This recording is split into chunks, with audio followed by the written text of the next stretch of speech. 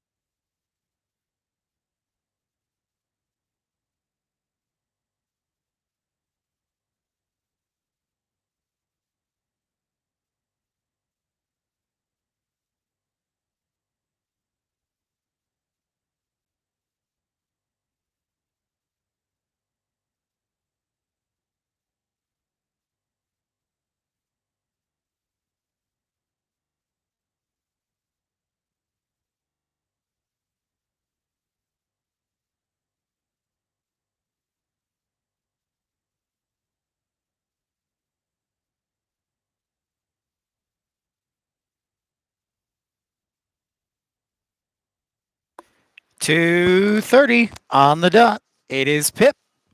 Part 2 of the Tuesday Twin Spin 2 for Tuesday. Thank you for joining me here at Salt Lake International Airport.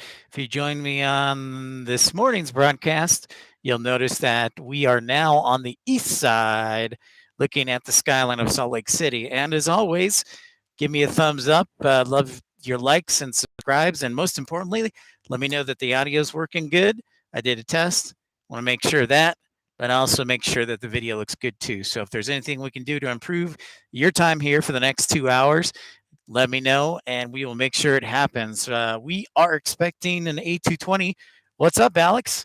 We are expecting an A220 inbound just shortly from Dallas Fort Worth, A220 300 and Delta 1329. It will be landing here shortly.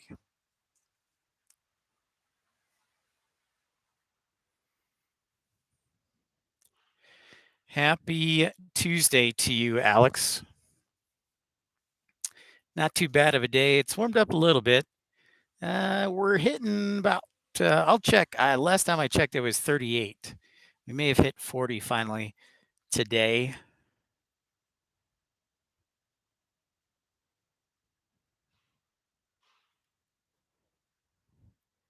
Yeah. So this airport, this is Salt Lake City International Airport in Salt Lake City, Utah, at the base of the Wasatch Mountains. That's why you see the mountains in the background. So we're in Salt Lake City, Utah, USA.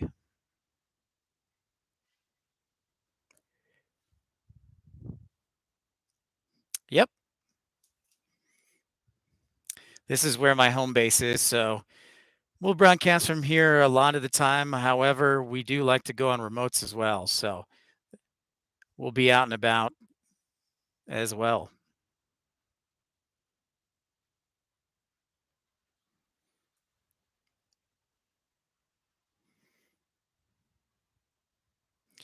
It's like 1329 landing on runway 35 from Dallas.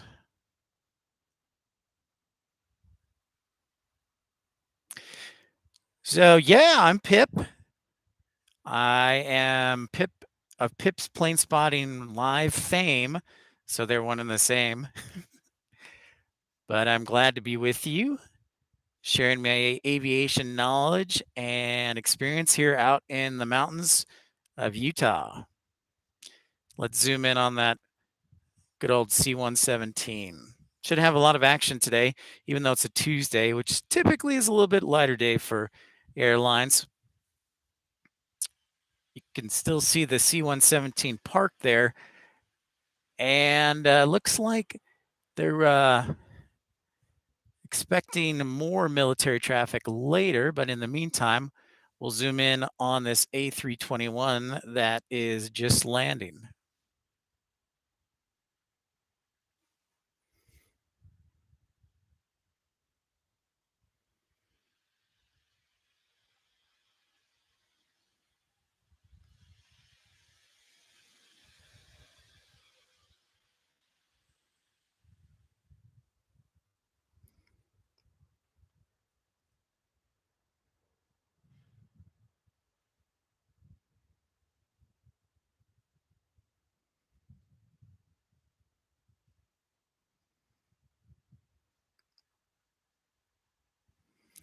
So we're on the east side of the airport and we're looking east southeast. And right there in the center, that's the beginning of runway 34 right. So they're on a north flow today in Salt Lake City. So we should see the planes coming in from the south and departing from the south to the north.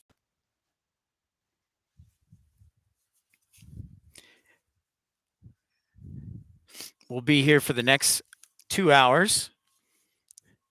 All of us together celebrating plane spotting and aviation goodness.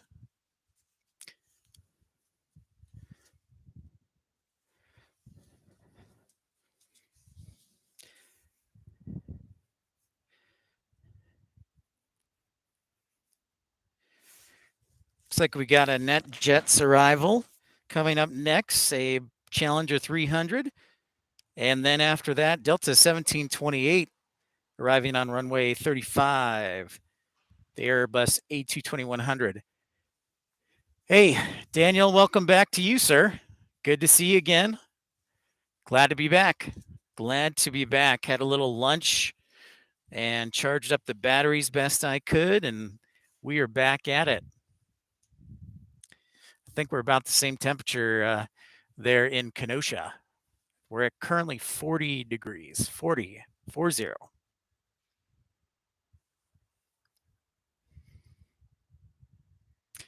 And thank you, Daniel, for the like. Took a nap. Excellent idea. I probably could have, but I was trying to keep track of the batteries.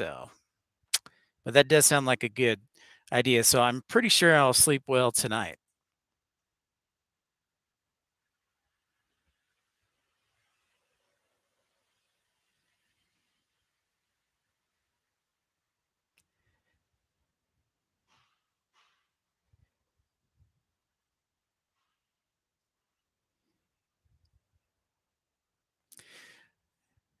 And we can see this is downtown Salt Lake for those who are tuning in for the first time. As you can see, still got pretty good coverage on the mountains for snow and a very pretty backdrop. Keep our eyes out looking towards the south there for that A220-100 from Austin, Texas. That should be arriving shortly. Yes. So the terminal. I will scan as soon as this we catch this A220. I will scan to the left and show you part 2 of the A concourse, Daniel. That's under construction right now. Should be open later this year. So I will show you. And it looks like the Austin flight is going to take runway 34 right, which is closer to me, which I always like. A little better view for you at home and at work. CJ, welcome back. Evening to you, sir. Any update on an updated forecast for the snow over in the UK? Any new word?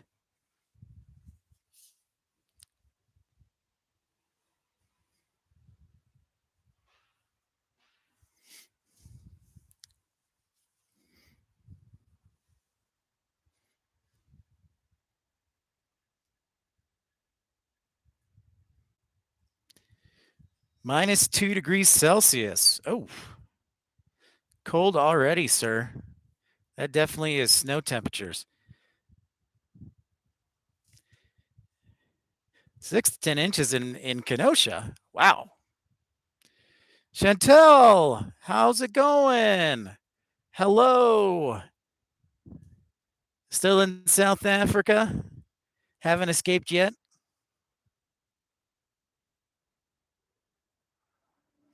As we catch this A220-100 landing from Austin, Texas. Not yet, huh? All right, well, that's good. Okay, so you're getting 6 to 10 late Thursday night. All right. I wonder what my sister will be getting. I'll have to check in with her because, she's only 60 miles south of you, Daniel.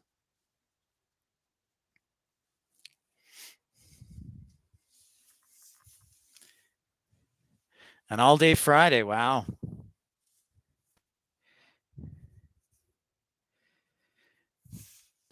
Next up on our arrival parade to the east side of the airport, we've got Southwest 251 from Burbank on a 737-700. And waiting to take off there, as you can see right in camera view, that is Delta 887 waiting to head to JFK.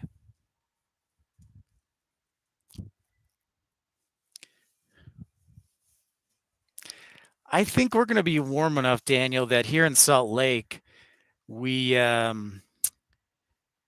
probably get like rain mixed with snow, but it'll probably be rain. I don't want to say too much, knock on wood, but I think we might be out of the cold snap. So, Yep.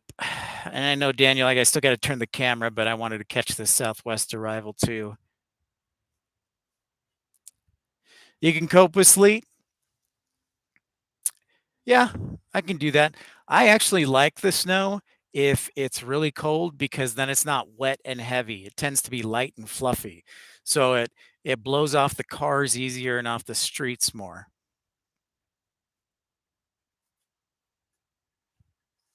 It's like when you get the wet heavy snow, it just drives me nuts.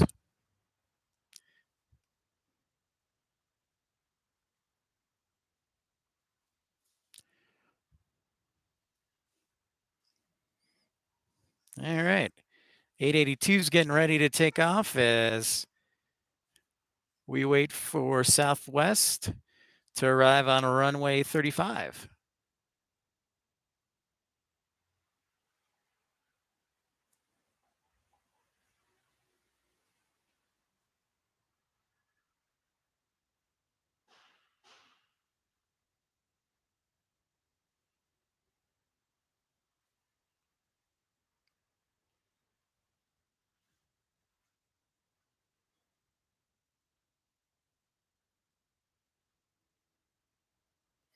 All right, Daniel. We will now pan over to Concourse A, Part 2 at Salt Lake Airport, which is currently under construction here. If you're on the morning broadcast, you saw the first concourse built. So, Daniel, it looks very similar to the other side on the west side of the airport. So, this is Part 2 of Concourse A, which will be the latest finish there. And yes, Chantel, that is in fact a Globemaster in the background. It's been here for a couple days.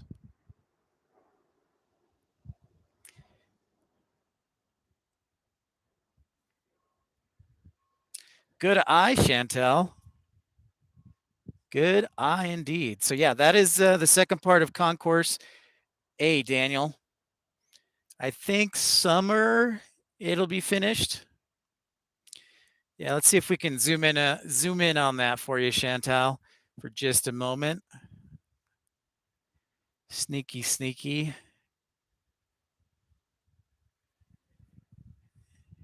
And it always parks at that FBO because I've seen the Globemasters in a few times here.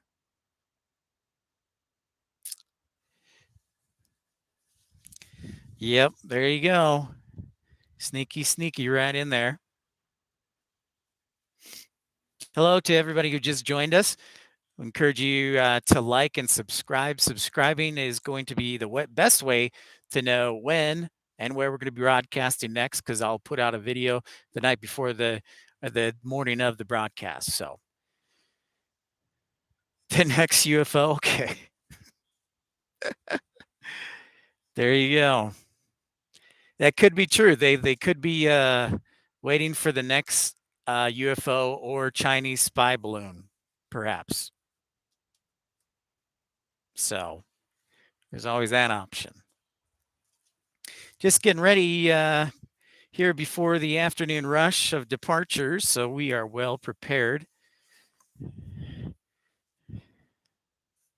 And Daniel, let's pray that our internet gods behave themselves this time, this next 2 hours.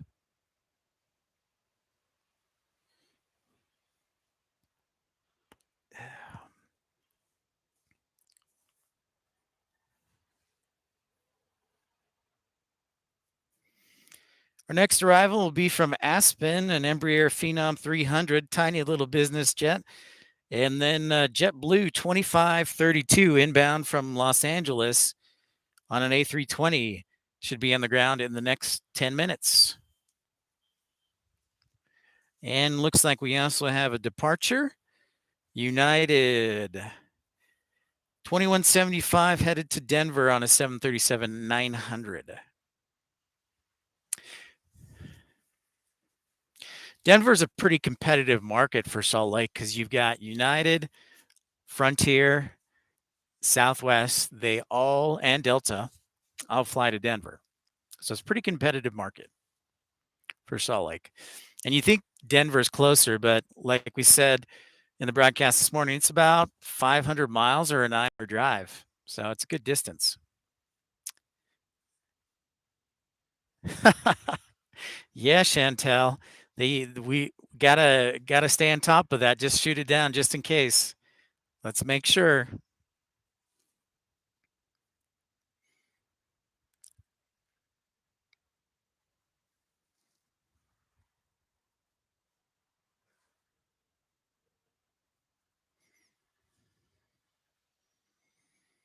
I wonder if they allow YouTube Live in China because I have not met anybody from China yet.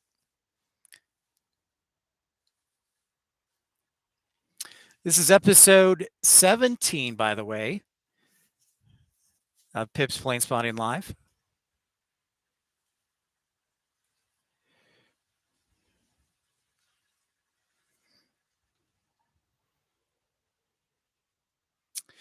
Portland, Oregon, probably close to 700 miles.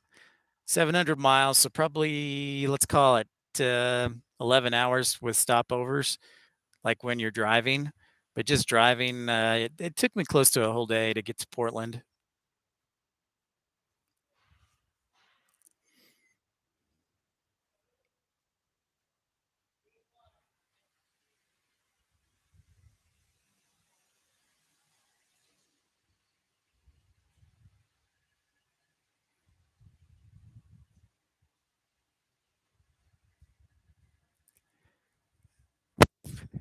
The the UFO has to come pick you up.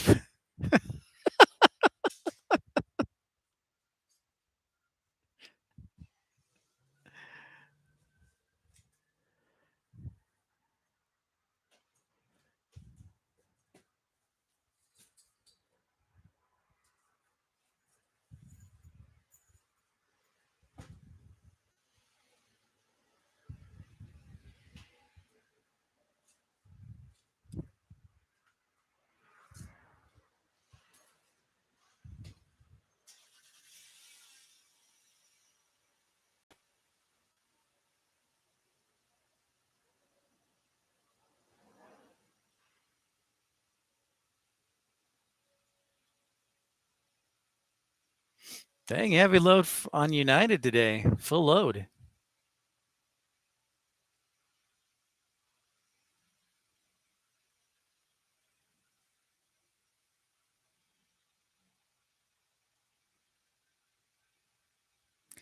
Chantel, you're straight up tripping, girl. Salt Lake is actually west, Daniel, west of Denver, almost due west of Denver, in fact. Well, I'm glad we've confirmed that Chantel is part alien. That explains a lot.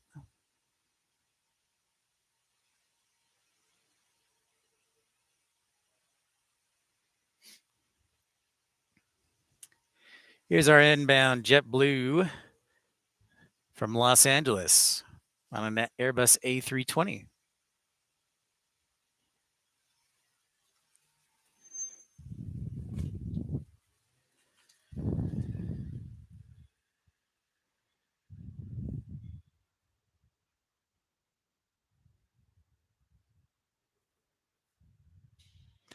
Hi to everybody who just jumped on the broadcast.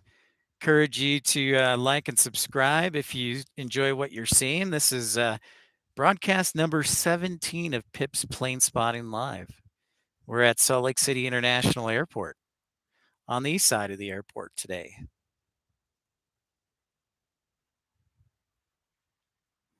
What you got figured out?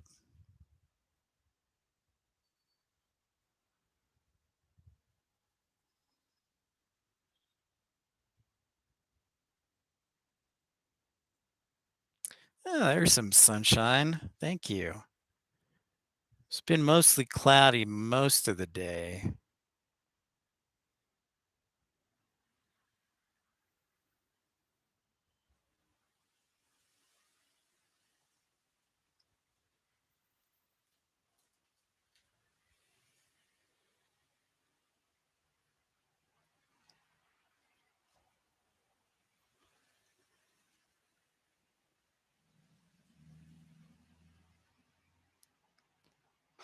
Thank you for the like, by the way.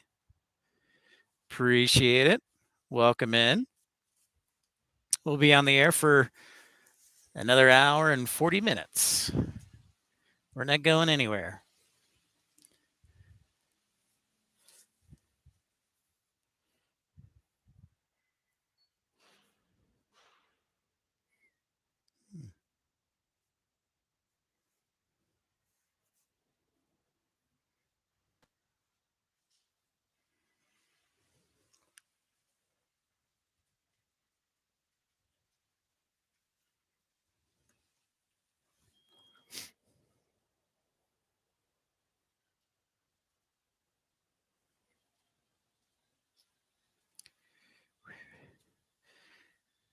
Should have Frontier inbound from Las Vegas. We'll see if ATC vectors them west to runway 34 left or to us, either runway 34 right or runway 35.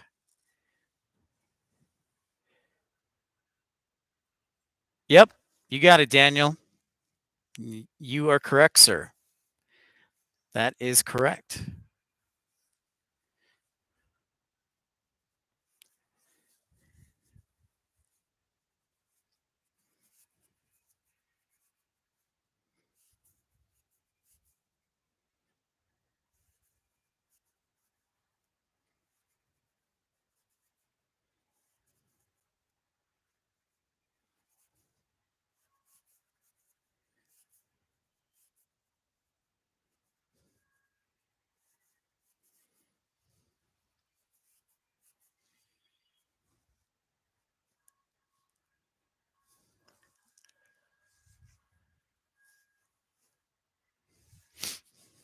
Yeah, like we talked about, no other airports close by other than Provo Municipal Airport, which takes in Legion and Breeze.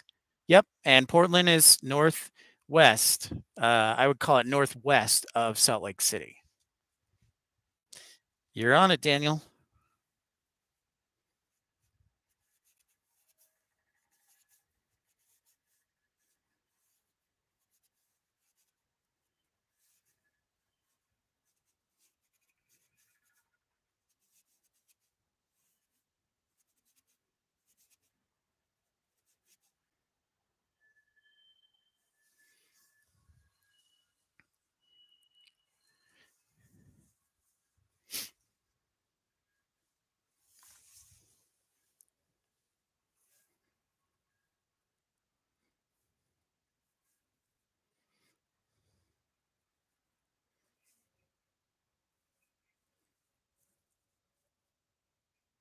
It's just a nice, quiet Tuesday afternoon. Seattle is north of Portland, Daniel. Yeah, so it'd be further north towards the border of Canada. 15 minutes out, I see American Airlines 1456 from DFW on an Airbus A321.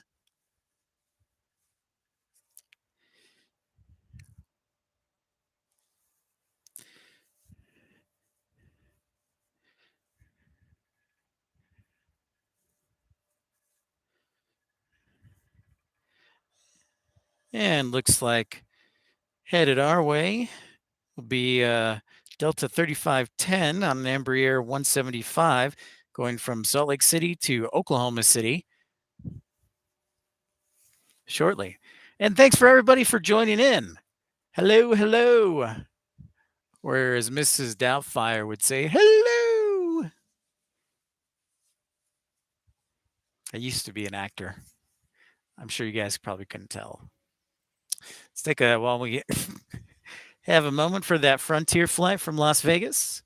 We can pan over and see the other commercial aviation jets. There was a Boeing 757 here earlier this morning, but I guess it took off already. Looks like we got a global, either a global 5000 or a global 6000 there in the distance with its white paint scheme.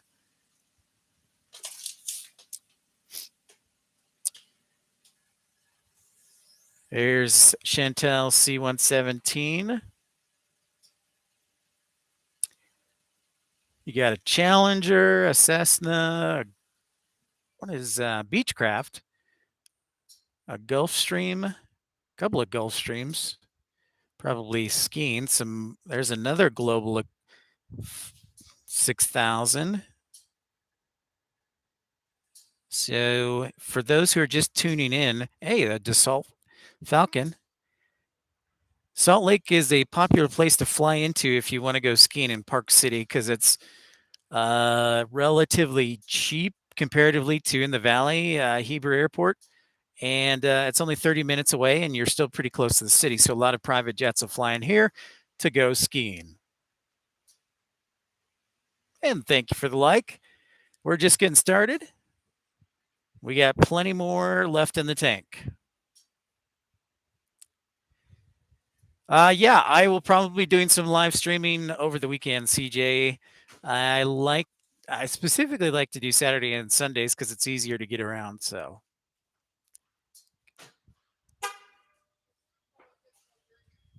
yeah, Chantal, I was surprised you said, "Hey," I was like, "Oh, what is she doing up this late?" That a lot of responsibilities being an adult. Yeah, you could do anything.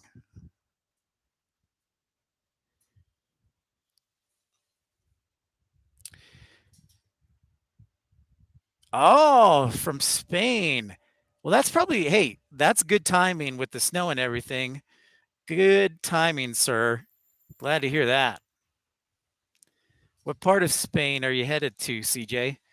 Barcelona?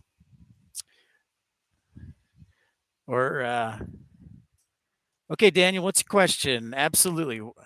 Hit me with it.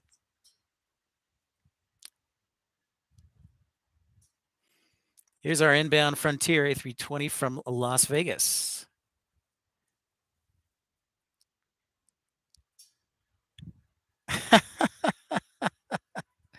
Very. All right, Chantel. Sounds good. That's not a bad idea. Your mind certainly is full of creativity. Should be a writer.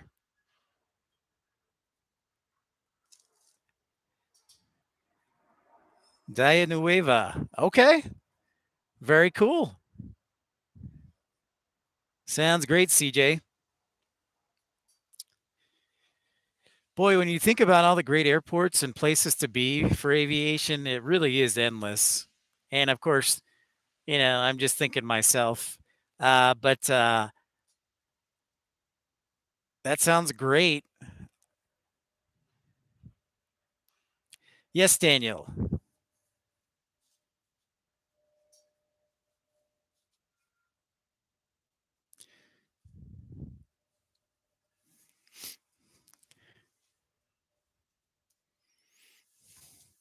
If you're just joining us, welcome in. My name's Pip, and this is Pip's Planespotting Live.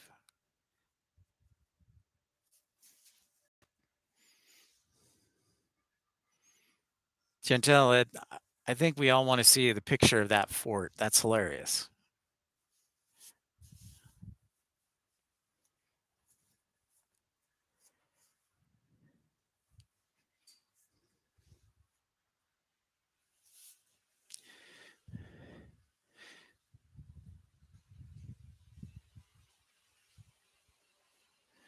Oh, Daniel wants to know where Chanel is. She is quite the distance, far, far away.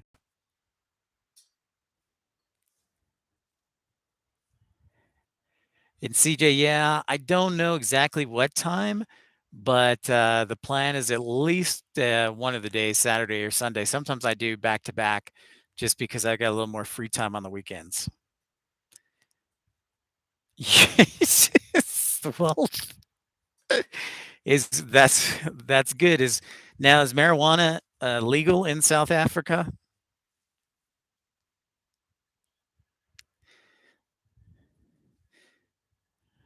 Okay, see here. This is our Embraer 175 headed to Oklahoma City.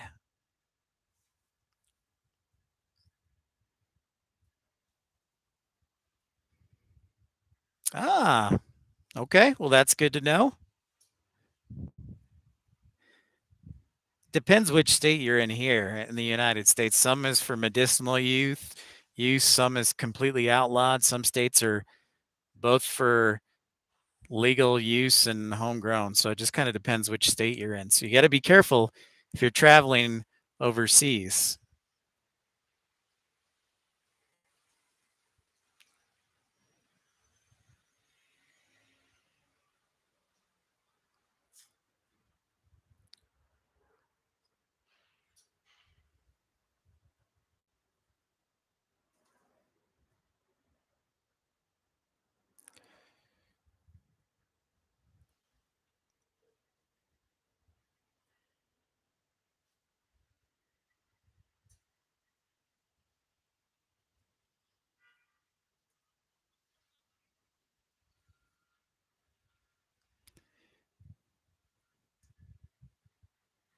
Safe travels off to OKC.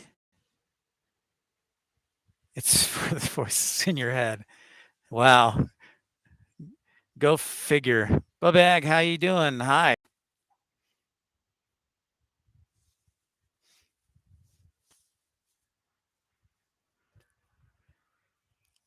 Awesome.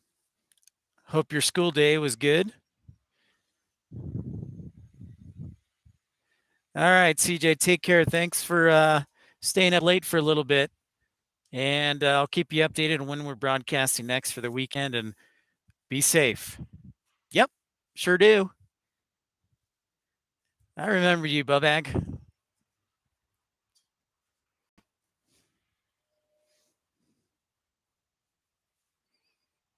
Sounds great, man. See you, CJ.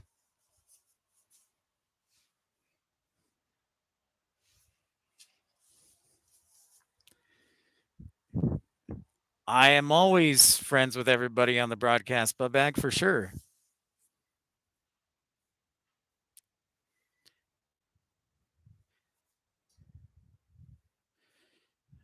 I try and be friends with everybody on the broadcast.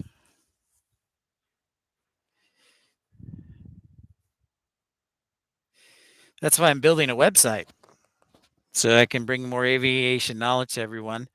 So, should see on your screen here appearing shortly Southwest 309, 737, 700 headed to Phoenix. So going south. You have a dentist appointment right now?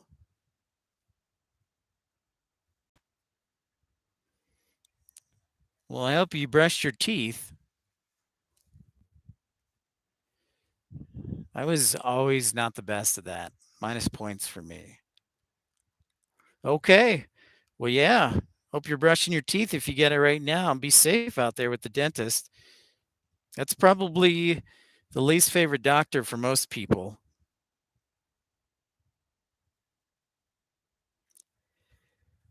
Expect that DFW Airbus A321 from American Airlines to arrive in the next 5 minutes. And behind them, 10 minutes behind them, is Delta 402, currently over Utah Lake, and should be routed here to the east side for either runway 35 or runway 34 right.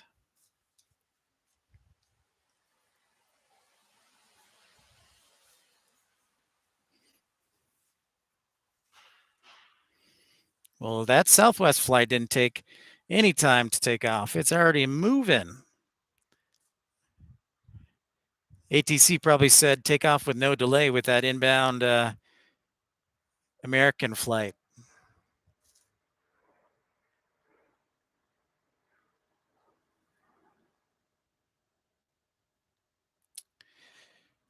Do I keep the plants from other states, or you mean planes?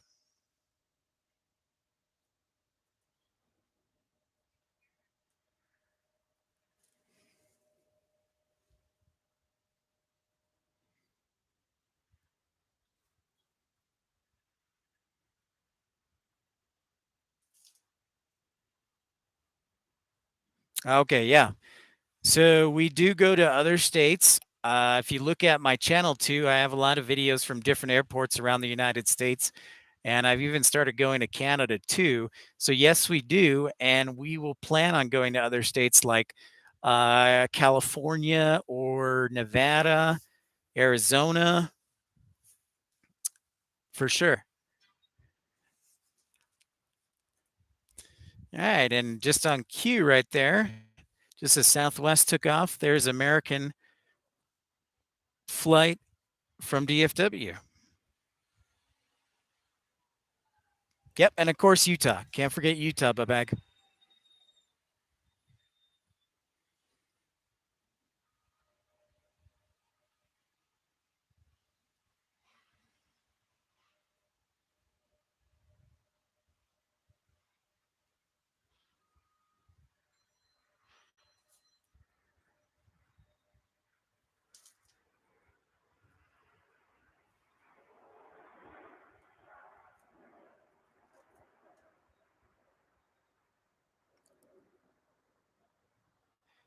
I am here, Daniel.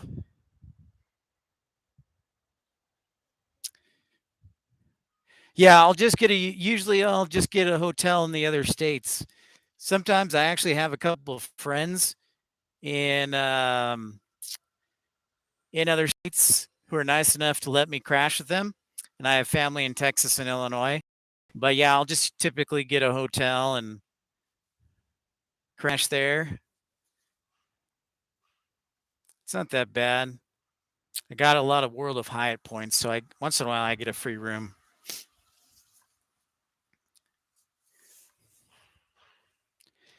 And when Daniel, it's a little bit quiet here in the 2 o'clock hour. Now we've hit 3 o'clock. Things are going to start to heat up as far as both arrivals and departures. So just keeping an eye on things. We'll see where ATC sends this JFK flight, the 402, flight 402. Okay. Fire away, Daniel, with your question. I am ready for it.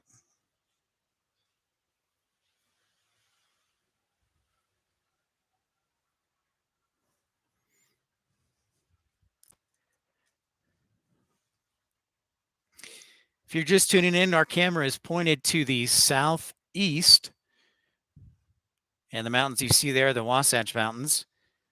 Yes, Oregon is on the coast. So, like the western part of Oregon is on the Pacific Ocean. So, Portland's, I want to say, about an hour's drive from the ocean, hour and a half. So, yes, you're correct.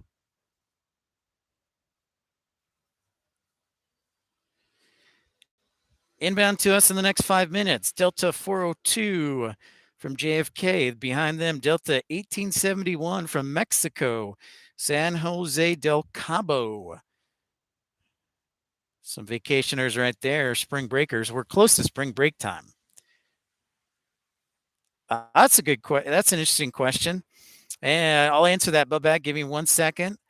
Delta 4289 from Cedar City looks like it's headed to runway 34 right in a CRJ 200. We will see if that tiny airplane hangs around with us. But Babag, Dalton, absolutely. What's up, buddy? Great weather indeed. It was kind of chilly this morning. We did our 2 for Tuesday broadcast. So we do a broadcast in the morning and the afternoon, and it was pretty chilly. So now it's the afternoon and the sun's out and it's warmed up. It is pretty nice today, and it should be for the rest of the week. I know there's some rain expected, but overall it should be good. And Bobag, to your question, how do pilots use the bathroom? Well, you can only have one go at a time because of safety. And so they just use the regular lavatories that people use on the airplane. But there are certain procedures for security that they have to follow and flight attendants do when pilots are using the bathroom. So they use the lavatory, the regular bathroom on the airplane like everybody else. Yep, you got it, Daniel. Washington is north of Oregon.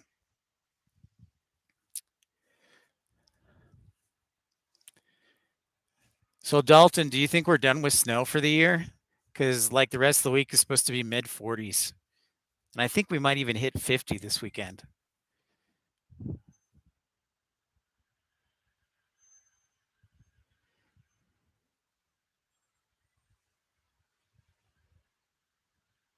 Yeah, I hope so too, sir.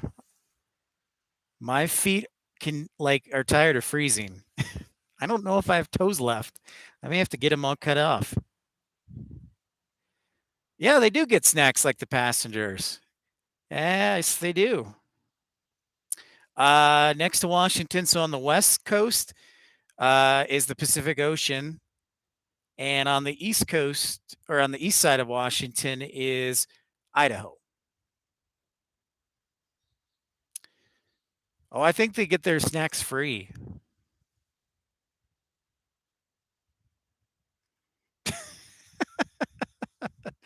Oh, Chantal.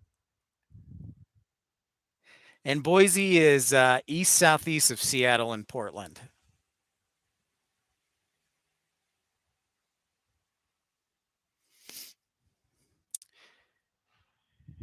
Here's our inbound 402 arriving from JFK.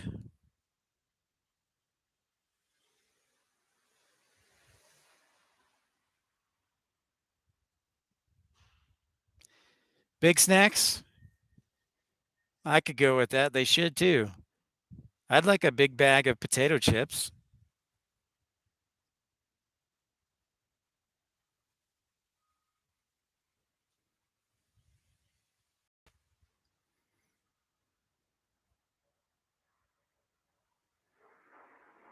More pretzels. A big bag of pretzels. So you want like the Sam's Club version on the airplane. It's not a bad idea. I like that actually.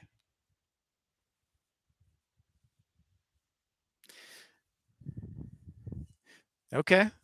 Well, I'll tell you what, I'll make a, when I start my own airline, if I do, I will make a recommendation that we need bigger snack bags.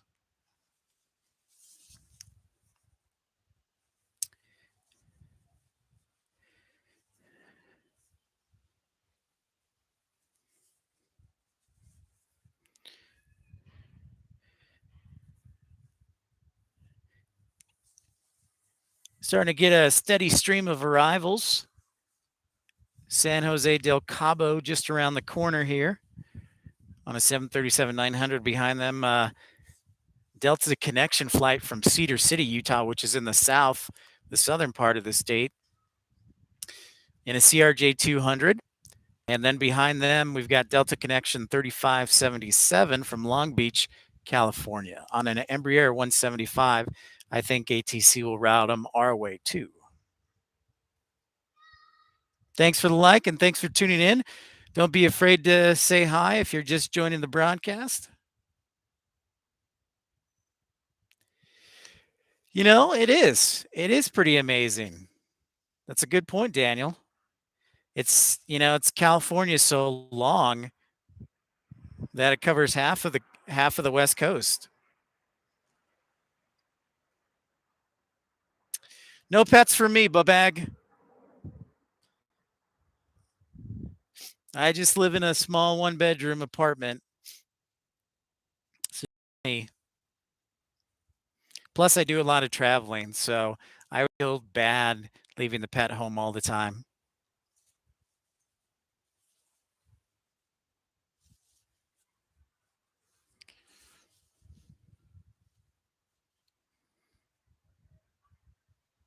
When I was a kid, I had a cat. We had one family cat, and that was it.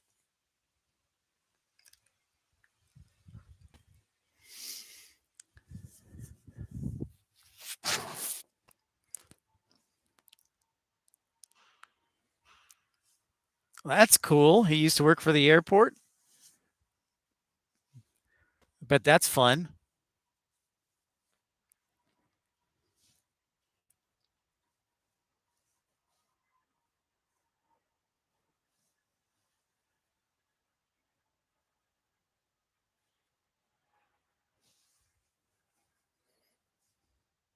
The old airport before they tore the old airport down. Okay.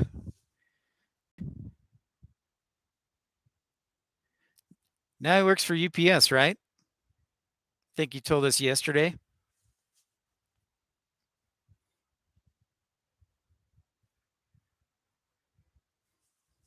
Okay.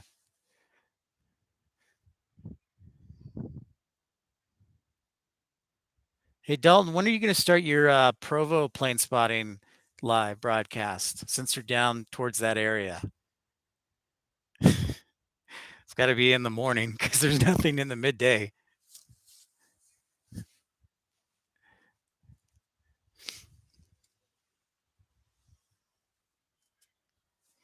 Hi to everybody who's just tuning in.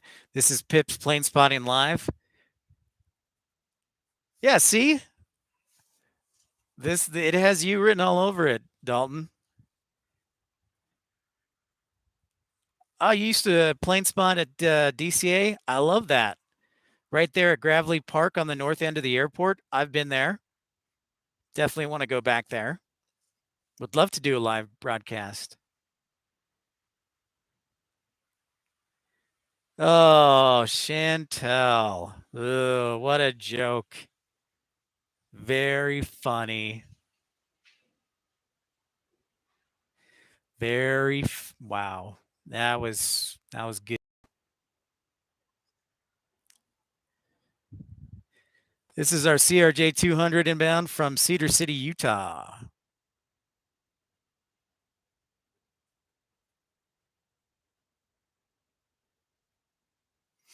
And then behind that, I think they're routing 3577 from Long Beach to us on runway 34 right.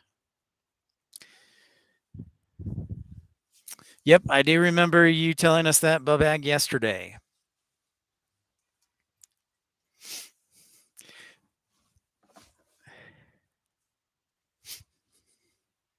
Working at the old rental car facility.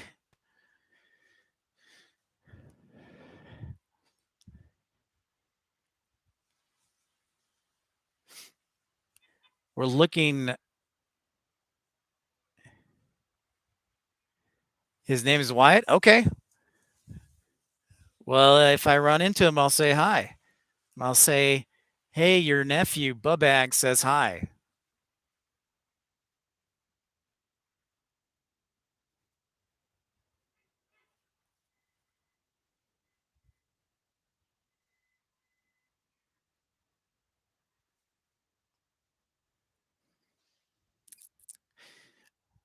So if I had to pick, Daniel, you used to be at DCA and Gravelly Point.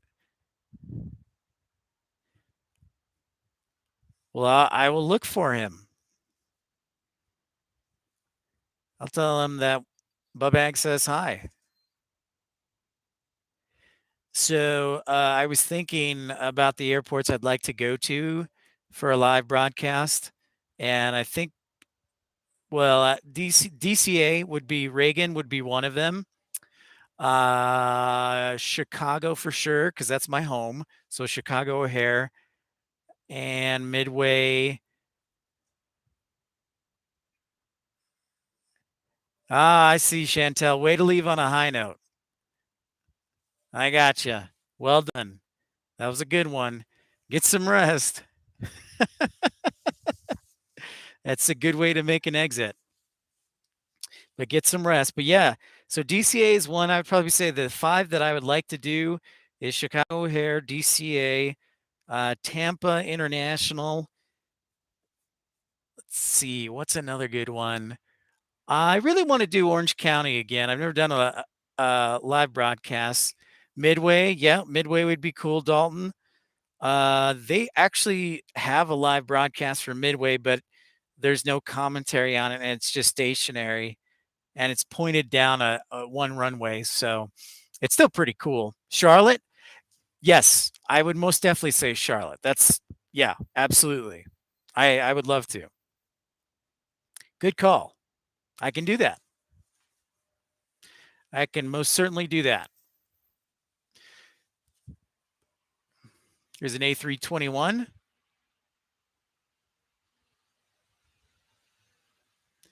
The A321 Neo, the afternoon inbound from Boston.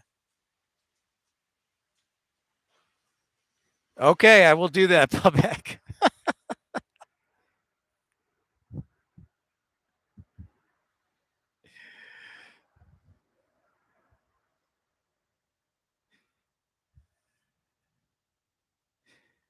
There used to be one, huh? I'll have to figure out where to go. Oh yeah, that's true. And Dalton, they're so close. Charlotte and Raleigh, RDU are so close together. You could get there. In fact, I used to live in Greensboro, so it was super easy and convenient. It was like an hour and a half drive to either airport. Um, yeah, RDU would be super cool. And then Charlotte would just be like the next day, and it would be an hour and a half. Okay, take care. Hopefully, no cavities. Take care, Bubag.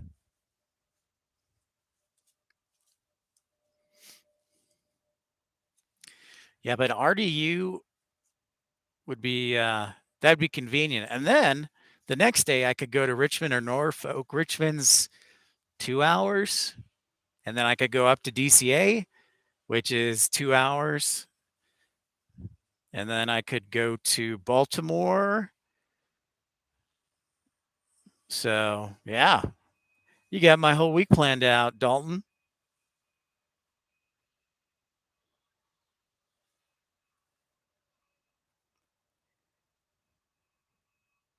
Yeah, BWE.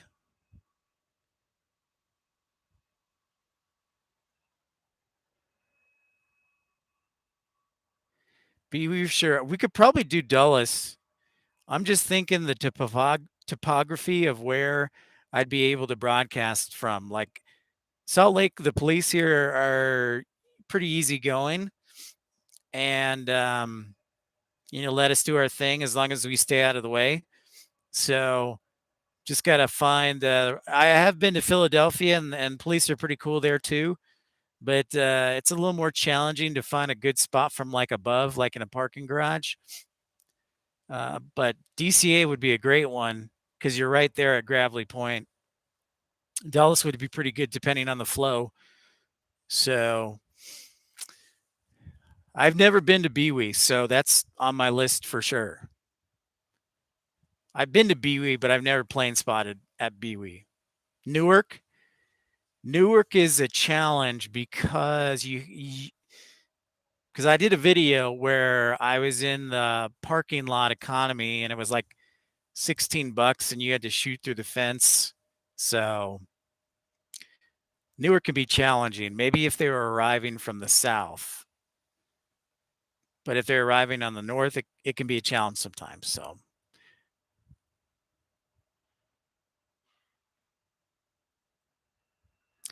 yep, Baltimore, Washington. Yeah, that's when I say BWE, that's what I mean when I say Baltimore, Washington.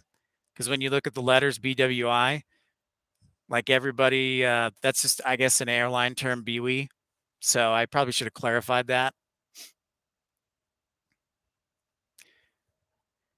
I, yeah, I know we kept going back and forth, and I was like, I probably should clarify that. Here's our Airbus, United Airbus A320 from Denver.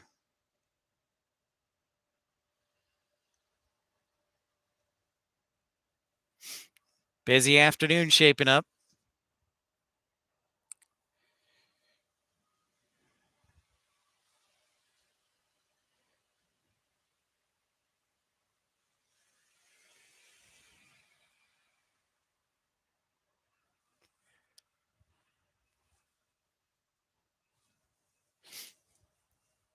If you're just tuning in, thank you so much. We'll be on the broadcast. We'll be live for another hour.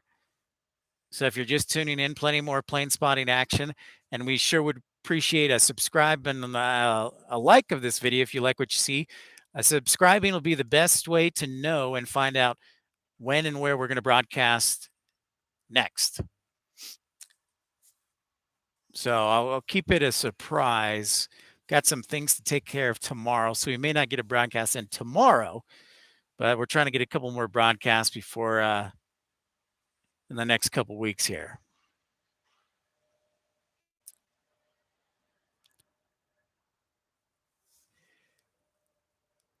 Yeah, so if you look at my channel, Daniel, I've been to close to 50 airports and plane spotted there. So I've been to Boston, Newark, JFK, LaGuardia, Chicago O'Hare, then Philadelphia, DCA, Dulles, further south, RDU, Charlotte.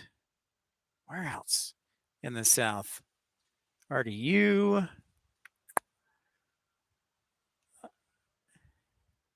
Yeah, I've been around. I've been around a few times. So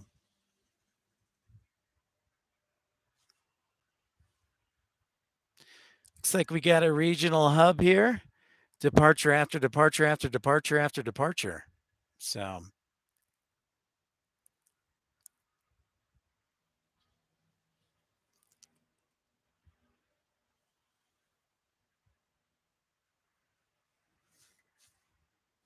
look at that. We got like 4 Embraers 175s in a row.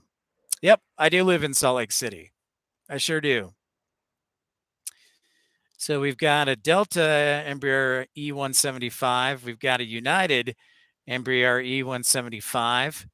And now we have an Alaska behind that Delta coming our way. So that's kind of interesting. 4 different carriers. Things are starting to get busy. Where's Infidel Fireman when I need him to keep track of all these arrivals? Dang it.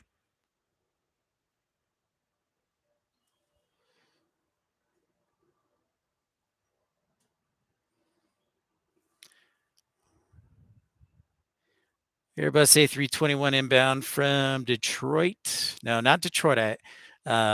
Orlando.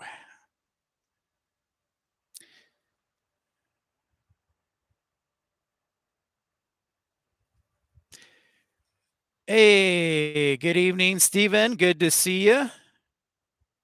Yep, MCO is Orlando, Daniel. Well done.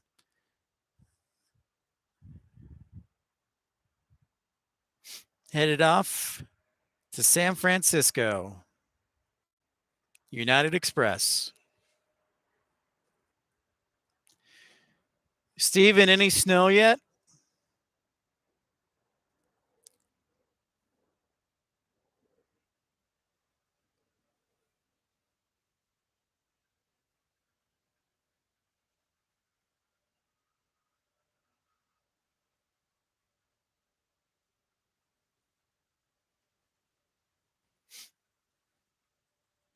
Yep, SkyWest flying those regional jet routes like we talked about earlier with Brett. Daniel, good job.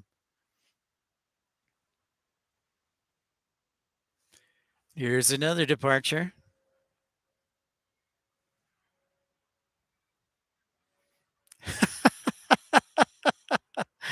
Yeah. Steve Stephen, yeah. She was feeling loosey goosey with some Mary Jane, it sounded like. A little bit loosey goosey as she headed to bed to try and relax and get some rest.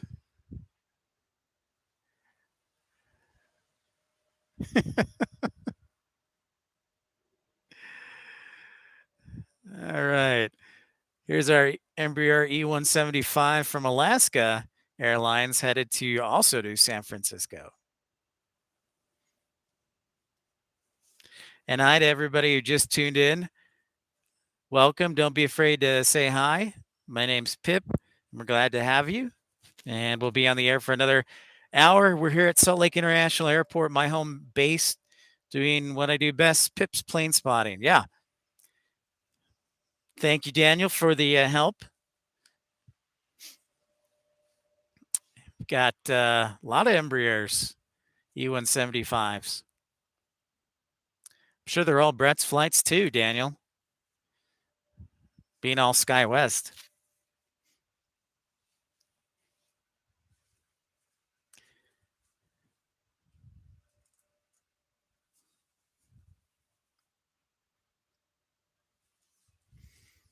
Ah, it's snowing in Scotland and it's headed your way. All right. Watch out and bundle up. Daniel, yeah, a lot of Delta's SkyWest flights are Delta, or I should say, a lot of the regional flights for Delta are flown by SkyWest. Yep, especially out of here, Salt Lake.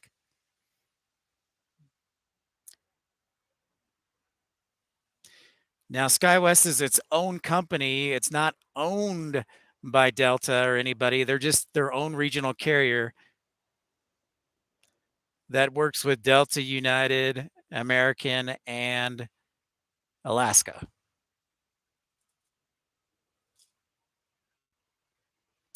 Republic is Brickyard, and they do Delta and also American. I don't think they do they do United?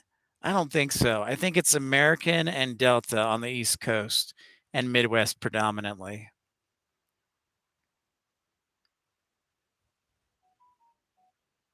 So you'll find them.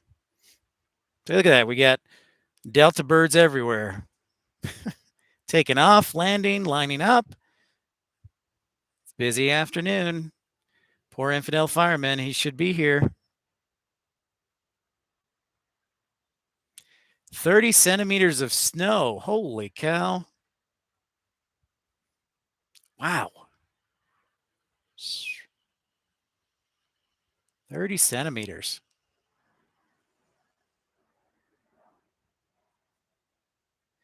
Yep, the old small planes, right? But here's the plus about flying a 175 Dalton, that you never have to worry about a middle seat when you fly a 175 because they don't have them. There's just two seats on each side of the aisle. That's always one little tip I remind people about. Yeah, Daniel. So doing the conversion, I believe it's 2.54 centimeters for every inch. So that is at least a foot or close to a foot of snow. So if somebody can do the math and divide 30 centimeters by 2.54 inches, it's probably 13 inches or close to it. But yeah, a lot of snow. It's no fooling around up in Scotland there.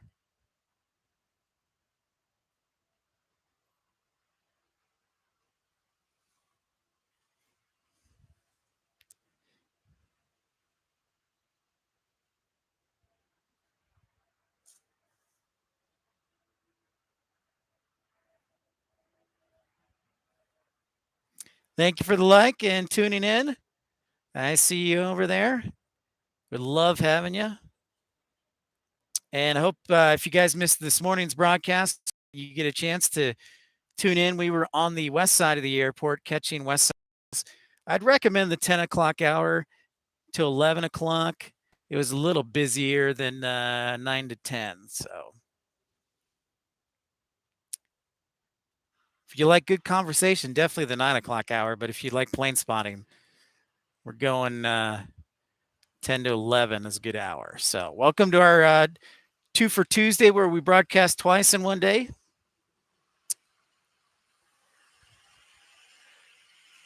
Yes, they do occasionally, Stephen. As far as the snow, a lot of flights will be delayed, but Salt Lake, actually, funny enough, you asked that question, is the least delayed major airport in the country.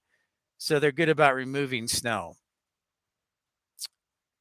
Okay, so yeah, Clive, I wasn't sure about if they do United Express. I didn't know if that was Commute Air, but or Air Wisconsin. But thank you for clarifying, and good to see you as well. Appreciate it. Hello to you. And Daniel, as far as the seats across the 220, it is 2-3 configuration. So one side of the aircraft has 2 seats, and one side has 3 seats for the A220, both the 100 and 300 variant. So it's kind of unique. It's like the old MD-80s.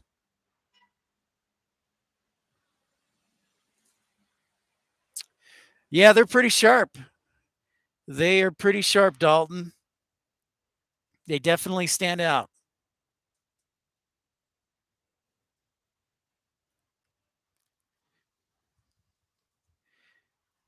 They sure do stand out.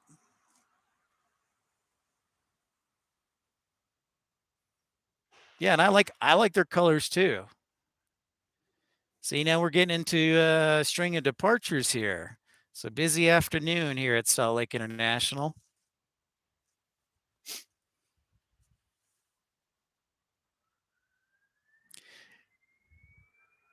Have you had a chance, Dalton, to fly the 220s from Provo yet?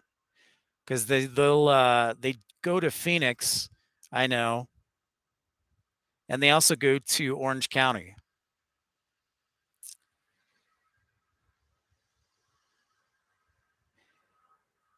JJH, you're right. It is SLC, but the ICAO code is KSLC. So you're right. But you're right.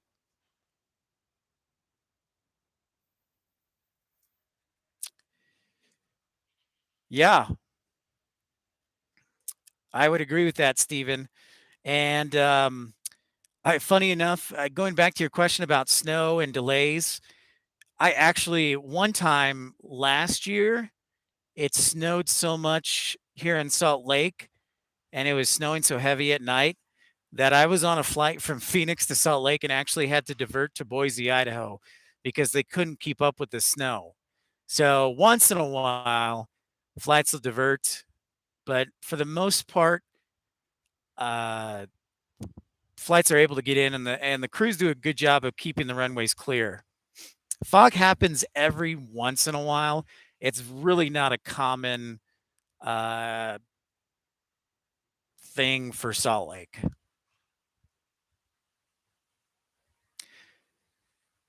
The Legacy Airlines do a lot of cross country flights for sure. So, like Delta, United, Southwest, and obviously with the hub here in Salt Lake, they do a ton of cross country flights for sure, Stephen. And they also do from here, they do Hawaiian flights as well. They do Honolulu and they usually arrive early in the morning, like 6 a.m. from the islands, and then depart mid morning. So Honolulu and also Kauai. Yeah, I was gonna say, Dalton, did you have you had a chance to fly any of the Breeze A220s? They go to Phoenix sometimes, as well as down to Orange County, which they just started a few weeks ago. So I didn't know if you had a chance to fly on the A220s for Breeze yet.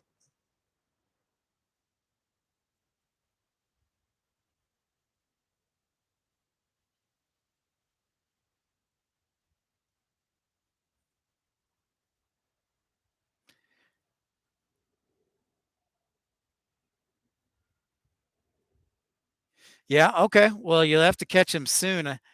If you just like go for a day, it and you just have a personal item like a backpack, I think I've seen fares as low as to Phoenix, like $40 one way, and about the same price to Orange County, California. So suburban Los Angeles, down near Disney World. So they do charge. So depending on which seat you get, they can charge you for luggage, or it can be included in the price. So just be careful of that.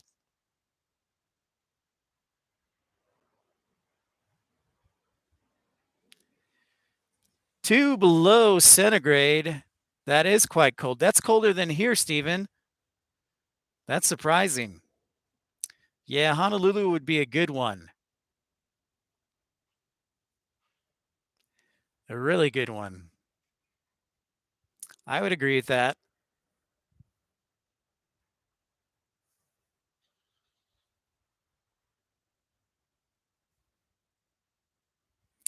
Here we go. Another Delta Connection regional departure.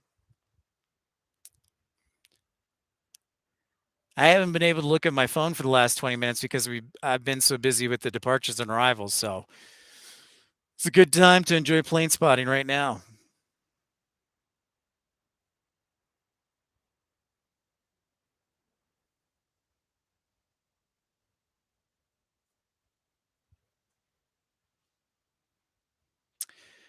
You know, it's about the same length, Daniel, A220 and A319, but the A319, I believe, is a foot wider in the cabin. So that's why they can sneak in three seats per side instead of the five or the 2 3. The Airbus A319 can do 3 on each side, so you have 6 seats across instead of 5 on the A220. So it's about a foot wider. There, the A319 is. So the and they kind of suit the same type of market, you know, less traveled routes that get you to efficient places.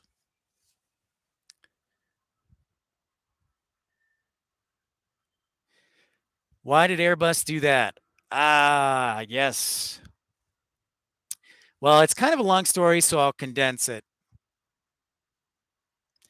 Basically, Airbus, so the A220 was not originally an Airbus product.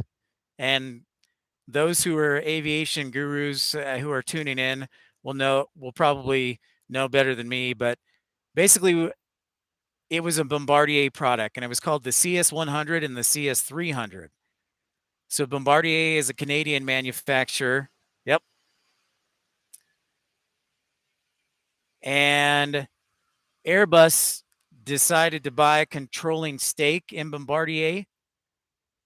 And so when they did so, they bought Bombardier's rights to the 220 to the CS100, and they converted it, basically the same design, but they changed the name and the title to an Airbus A220.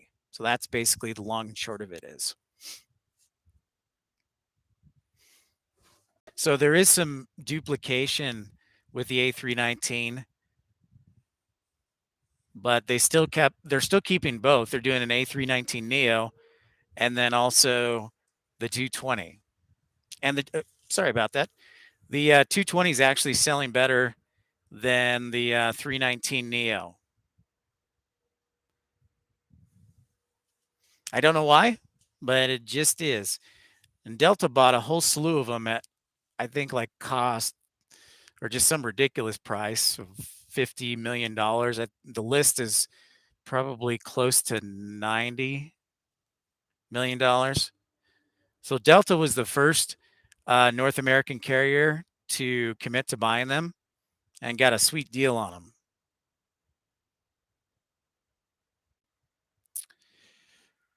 them. Yes, great question, Stephen.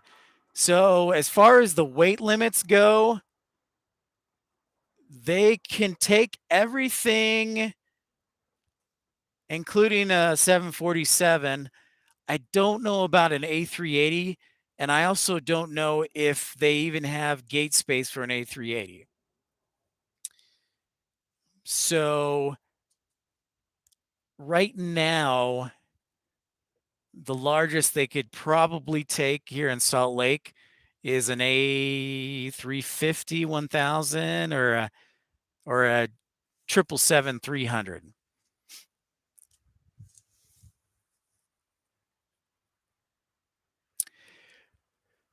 Dalton, that is a interesting question. I don't know. I think American should, because it would be a perfect replacement for the MD-80s they said goodbye to a couple years ago. That was the workhorse of their fleet. But they haven't committed to anything like that. And they're just keeping their A319s and A320s around as long as they can. And United, I think they're going hard for like whenever the Max 7 comes around and comes about, I think they're going to be a buyer of that. So we'll see. I wish American would pick some up. I think that would look really sharp in America's livery. and it would replace basically the MD-80s and like that. See, Delta had like a ton of different airplanes. They had MD-90s. They even had an MD-88. They had the Boeing 717. So a lot of these smaller mainline jets, they just had like a cornucopia of, and the Airbus A220 kind of covers all of those. So I think it was a natural fit for them. But yeah, Delta had a lot of variations because they still had 737, 700s. Then they had the 717s. Then they had the MD-88s and the MD-90s, and just a huge variety.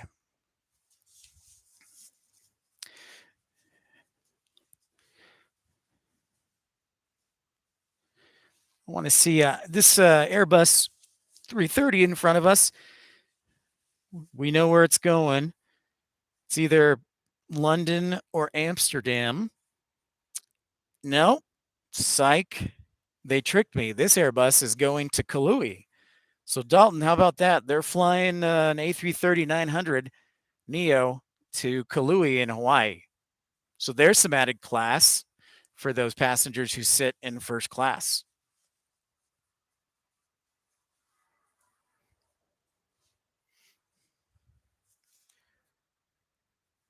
Yeah, me too.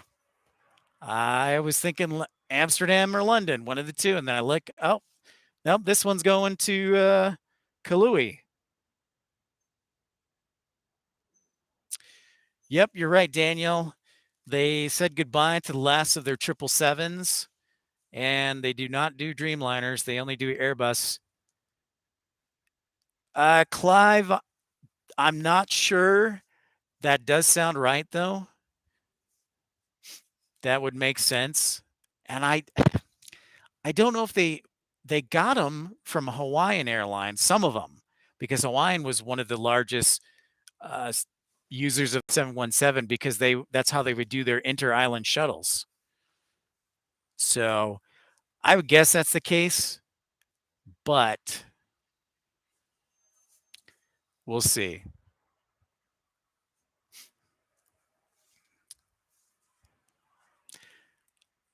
They're hard to find. I know that much. Like the 717 is hard to find. That much I do know.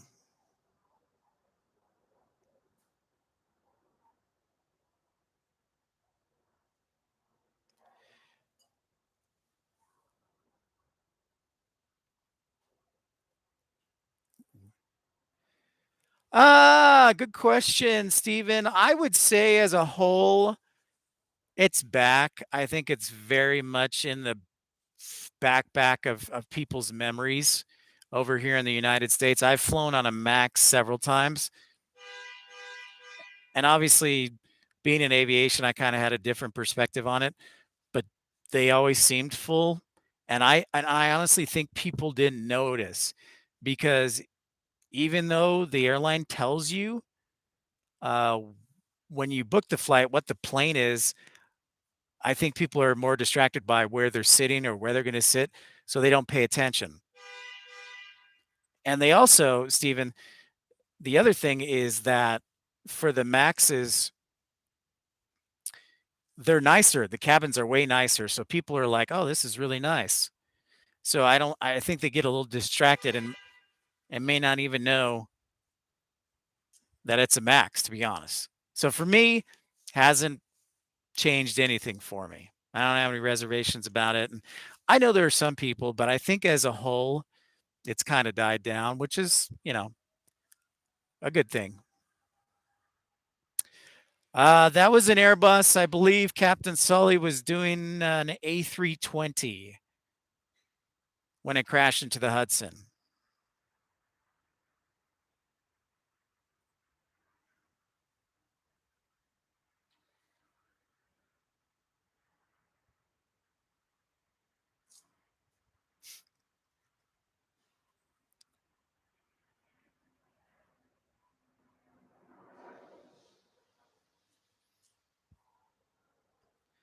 Well, Don, like you said, they're going to add a lot more 330s to Salt Lake, and I guess this is a perfect example. As that A330 Neo heads off to Hawaii. And if you're just tuning in, we'll be on the air for another 40 minutes or so. My name's Pip. Thanks so much for tuning in and subscribing. Subscribing is the best way to know when and where we'll be broadcasting from.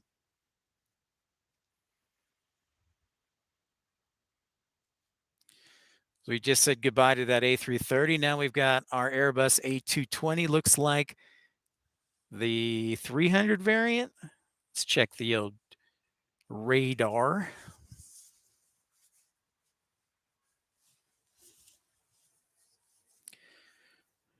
Well, and Stephen, I know Ryanair is like all in on the Max.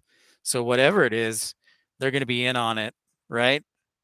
Ryanair over there, they're converting everything over to like the Max. So we've got this A220-100, in fact, 2812 headed to Sacramento, and then shortly we'll see 2998, an A220-300 headed to Spokane, Washington.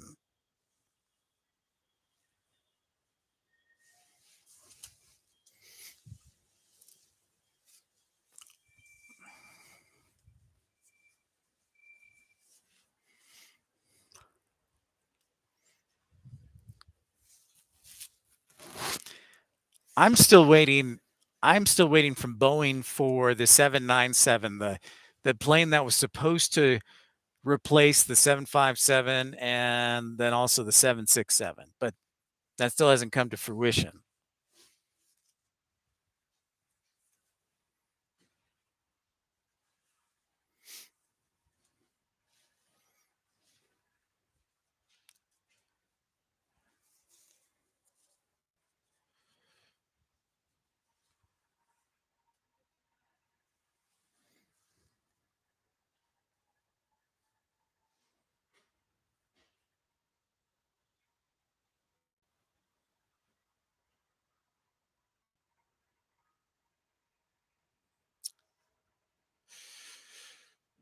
The XLR, yes.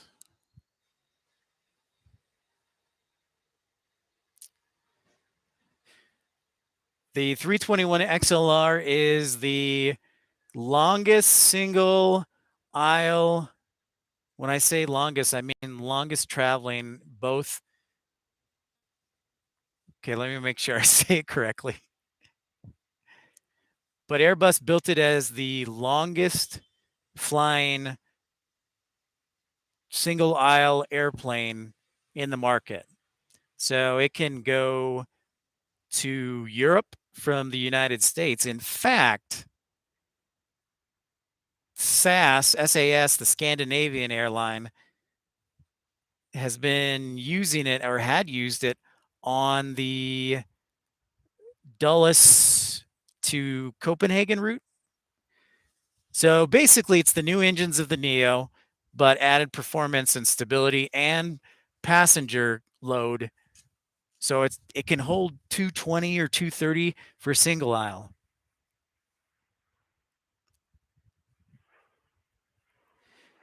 Yeah, you're exactly right, Stephen. I know that they were pretty much they were all in on the Max. I believe the nautical mile range on the XLR, Daniel, on the 321 is 40, just a little over 4,200 nautical miles or something close to that. So it can go from the East Coast to Europe.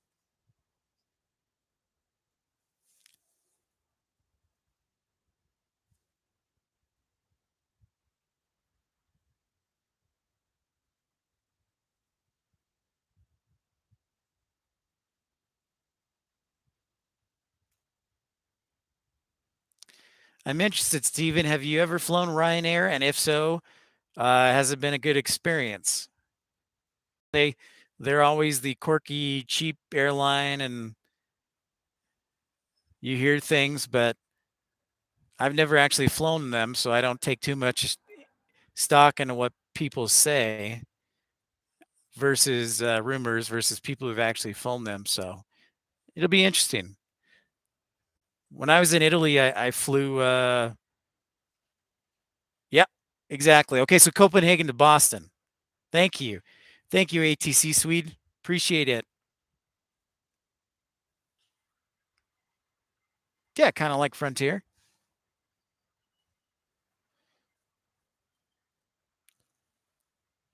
Ah, there he is. He misses like half the departures.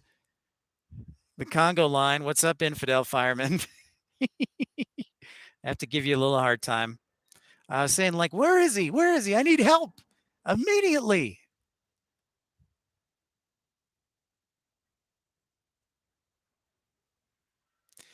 So, Daniel, it's interesting because the XLR is a single aisle airplane. So, it's not like a twin aisle, like a wide body.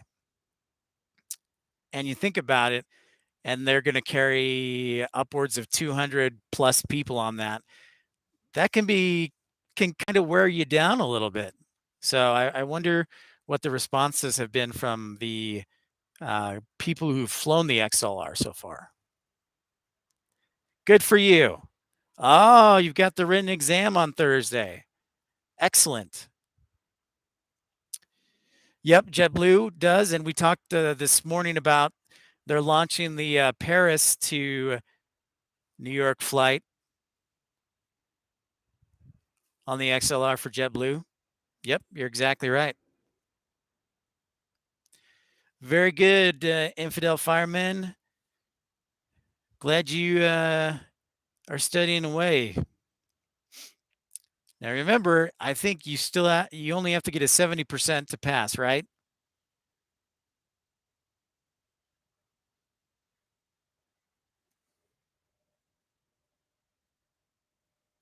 Okay, so when I took mine, just a little piece of advice, shop talk, and you're probably gonna like get like a 90. I got a 79. And hi to everybody who just tuned in, and thank you for the like. Don't be shy and say hi. Yeah, exactly. So the one thing I will say is because there is there a time limit too? There is, isn't it like 2 hours?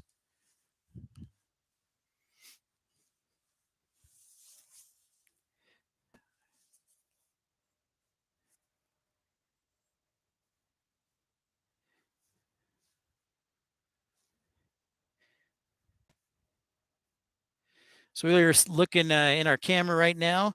It's JetBlue 2531 headed back to Los Angeles on that A320, and behind them is Delta 2837 on an Airbus A319 to Jackson Hole, Wyoming. Hello, Norfolk International Airport. It's windy there today. Should be for some entertaining arrivals.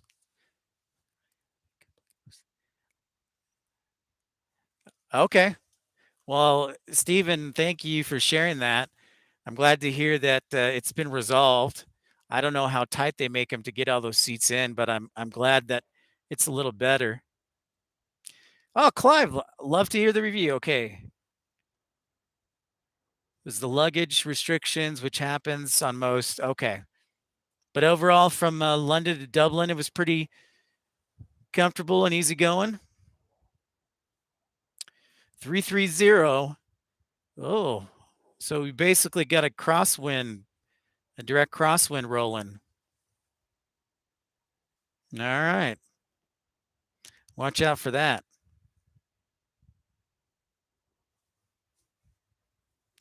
All right, Clive, thanks for the recommendation. I have not flown them. That and EasyJet, I haven't had a chance to fly. Still relatively young, so I still have a lot of places to go. Very good, man. I appreciate the review.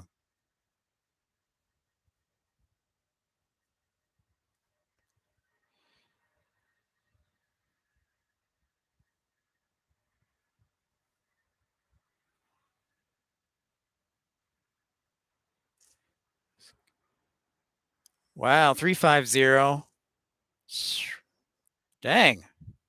That's a pretty strong crosswind there. Makes for some interesting arrivals for sure.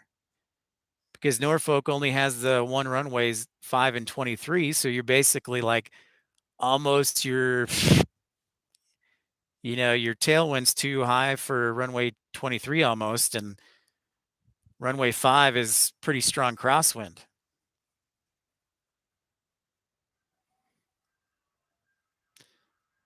Bet that was interesting. Did you guys have a lot of in Norfolk? Did you have a lot of delays or cancellations because of that?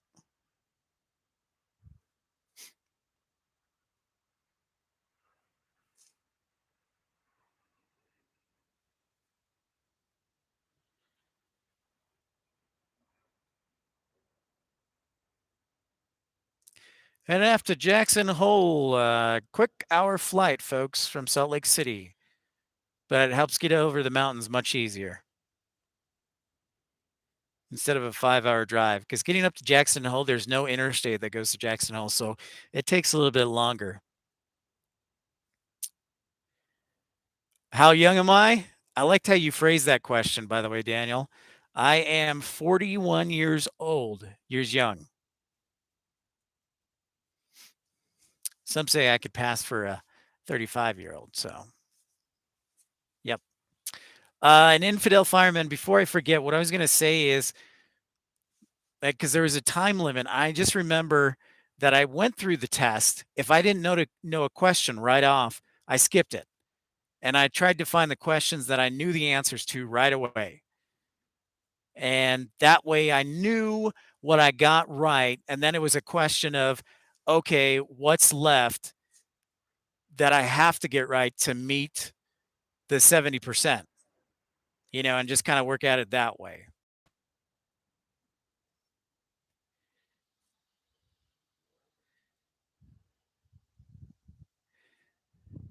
Okay, so you were using runway 5. Yeah, that would make sense, but still pretty good crosswind. I always liked Norfolk. It was challenging at time because being so close to the coast, you'd sometimes get fog in the morning. It made departures challenging. So, but yeah, Norfolk is a good airport. I look forward to visiting it soon. I hear the terminal looks like a fancy library. Is that true for Norfolk?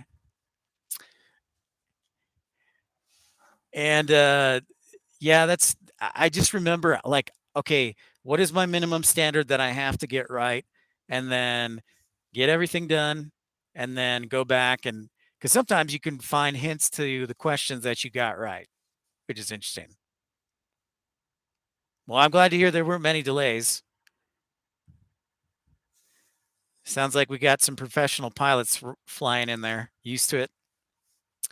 Oh, yeah. So, Daniel, we're talking about the aircraft dispatcher exam. So, I am a flight dispatcher. I still have my certification. I'm not actively working at an airline, but Infidel Fireman is going to school to become a flight dispatcher. And so then you'll see some of the videos about flight dispatching on my channel, but that's what we've been talking about. So I won't steal Infidel Fireman's thunder too much, but that's the test, the aircraft dispatcher exam. And the FAA says in order for you to be a dispatcher, you have to have 200 hours of classroom time and you have to pass both a written exam and an oral exam, like in front of an instructor. So the test proctor or examiner will ask you all sorts of questions and it could be 4 or 5 hours. I think mine was pretty close to 5 hours, Infidel Fireman. It's not an air traffic controller.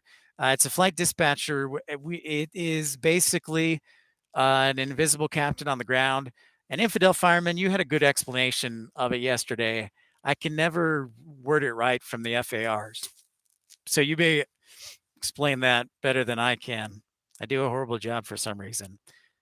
But the flight dispatcher is an invisible captain that worked the PIC to safely plan and execute the flight, taking into account fuel, weather, any anomalies, both at the departure and airport, to ensure that the flight is safely conducted and legal. So I like to say it's part weatherman, part navigator, part mechanic, but Infidel Fireman does a much better job of explaining it.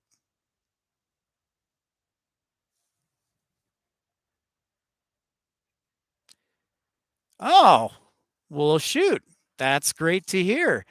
Happy early birthday, Norfolk International Airport. And yeah, Spirit coming to Norfolk. I did see that. I didn't realize it was tomorrow, but that's pretty cool.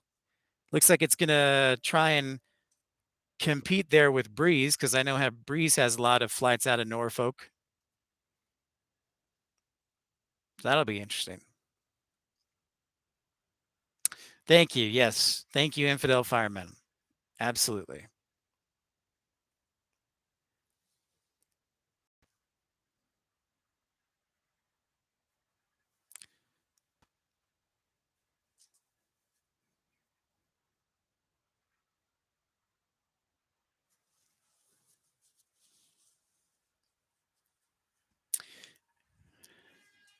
Good explanation.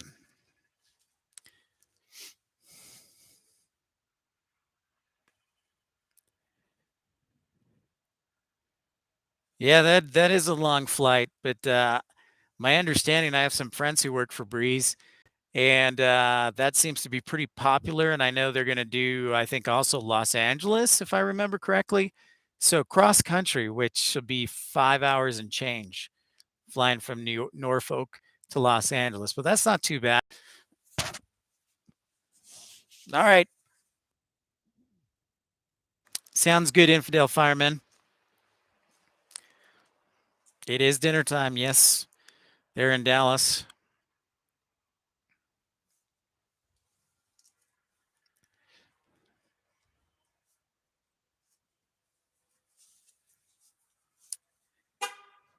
Very cool. You're good. I look like a total geek, right? Are you welcoming a missionary home? Are you welcoming a missionary home? All right, who's the girlfriend? Oh, okay. Right on. Just take a wild guess.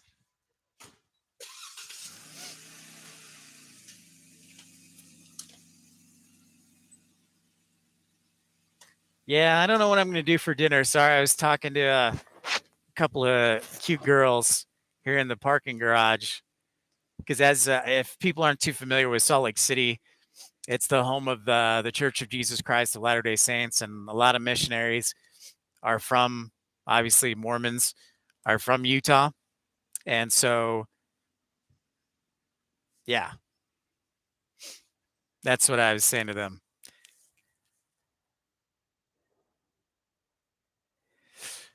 Yeah, ATC is definitely, I think you have to be a little bit crazy, Stephen, to be an air traffic controller because it is definitely fast paced, and flight dispatchers work in partnership with air traffic control. The flight dispatchers are the ones who file the flight plan and the flight strip. And the ATC obviously like controls the skies, but it's very fast paced and you have to be quick on your feet. Yeah, very stressful. Believe for every 30 minutes you're on, and then you get a 15-minute break. But I'm not entirely sure. But here's what I do know, it is stressful. It can, be fast paced. At the same time, it pays very well. And there also is an age maximum that you can start. Yeah. So ATC Swede, you work at ATC in Sweden or in the US, or just taking a wild guess here?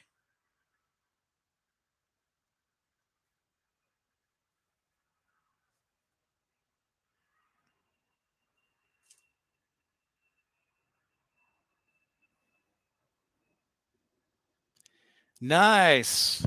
Very cool. Very cool, ATC Swede.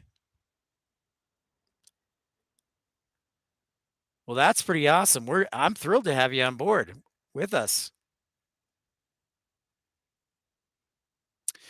Yeah, Norfolk, you are correct. So the oldest you can be to start the program is 30. You're exactly right. So if there's anybody interested in being an air traffic controller that's younger, I encourage you to start sooner than later because, yeah, there is an age maximum in the United States at least.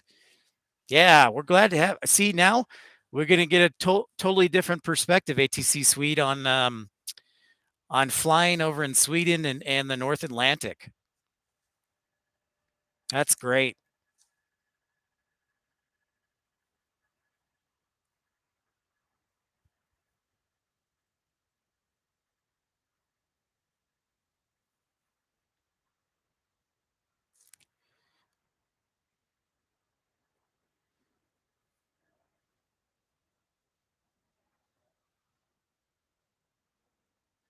That's an interesting question, Daniel. So explain the winds, and you mean in regards to the runway and which runway they use?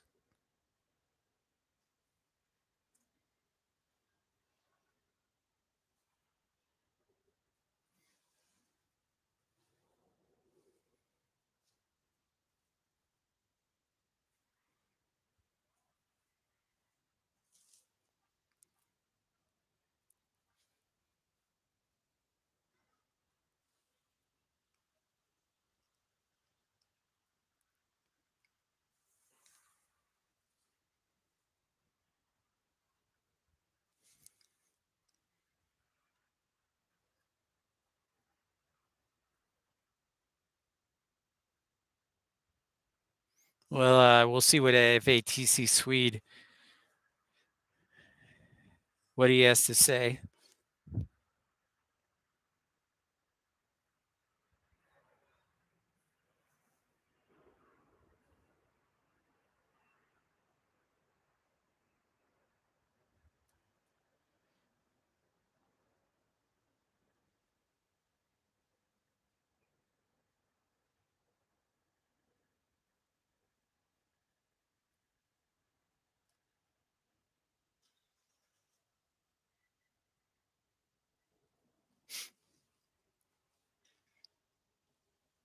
We're in Salt Lake City International. We are at Salt Lake City International Airport.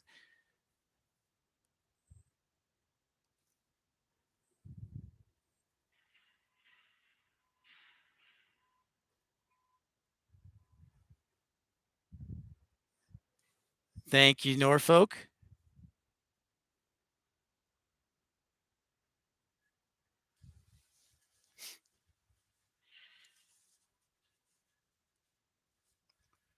Oh, what are the winds in Sweden right now? Is that what you're asking, Daniel? What are the current conditions in Sweden right now with the winds and temperature?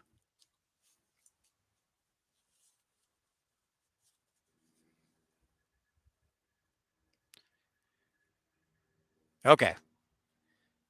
We'll see if he gives us a report.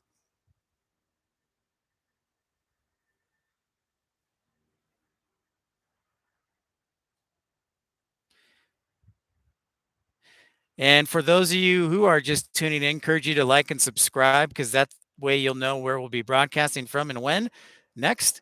Also, I'll put out a video to remind you of where and when we'll be broadcasting.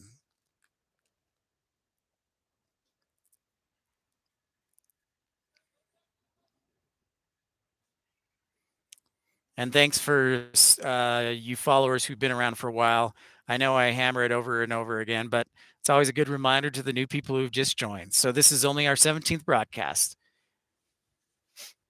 And we're in Salt Lake looking at that beautiful scenery, downtown Salt Lake and the mountains right behind.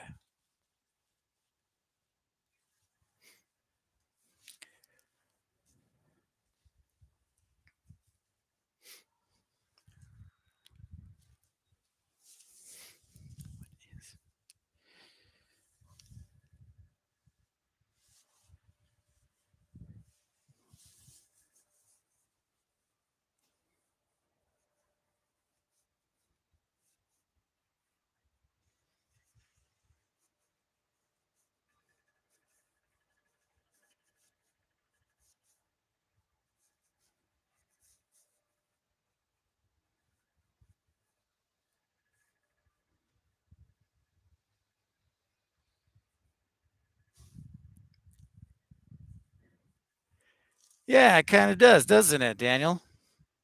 Thanks, ATC Swede, for the weather report. So, Daniel, you can see there winds out of the northwest at 11 knots, and the temperature is currently -5 Celsius.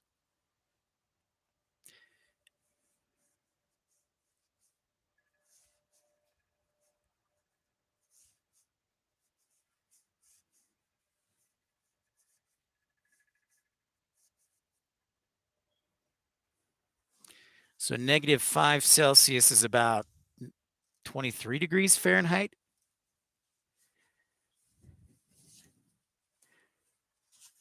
I agree. Yeah, I agree, Stephen. I'm telling you, if we could keep snow to where it snows at 70 degrees, it'd be absolutely perfect.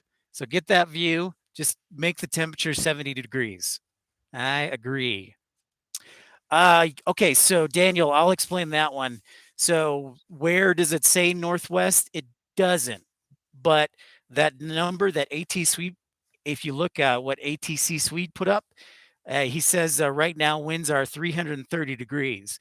So when he says 330 degrees, he means actually he means the winds are coming from 330 degrees, like on a compass. If you look at a compass, it's 360 degrees, right?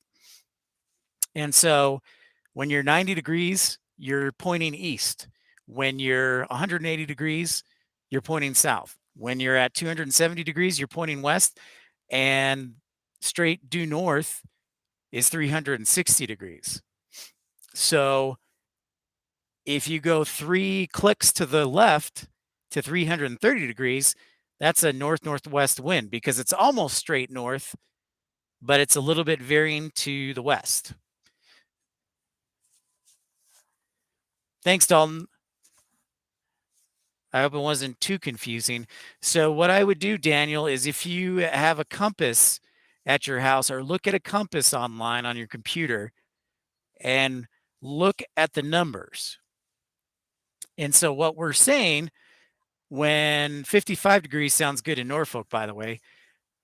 So, when we look at the weather report for pilots and dispatchers, we're saying the winds are coming from where? If they're coming from 330 degrees, they're coming from the north northwest. So I encourage you to just look at a compass, and we'll talk about it too. But yeah, that's kind of how we look at it.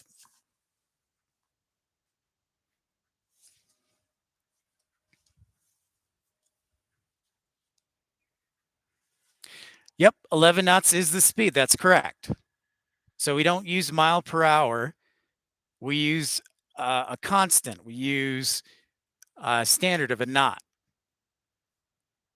because, and we take that from uh, sailing, and ships. Ships use, thanks ATC Swede. It's better if I had a compass in hand. So, yep, and -5 Celsius is the temperature. You got it. Yeah. So, in the aviation world, we kind of follow the ships like maritime. So, instead of a standard mile per hour, we use a knot, which is, I think, 1.15 miles per hour. So, a knot is a little faster than a mile per hour. So, just for reference point. But yeah, Daniel, you are spot on. Yeah, -5 Celsius is the temperature. And doing the conversion for us here in America, I think it was about 23 degrees Fahrenheit. But in the aviation world, we all use Celsius. So I know it's a little confusing. But once you get used to it, it just all adds up, makes total sense. I hope Infidel Fireman, I know he's on mute, but I hope he has the audio up, because that probably will be on his test. Yeah, exactly, Daniel. Like an aircraft can go 550 knots. So in reality, you times that by 1.15, and that's your speed in miles per hour. Yep, that's exactly right. Winding up the broadcast today. Will be on for another 10 minutes or so for today. I may take a day off tomorrow because this is a full day for me doing the 2 for Tuesday broadcast, but love doing it. And hopefully the temperatures will continue to get warmer.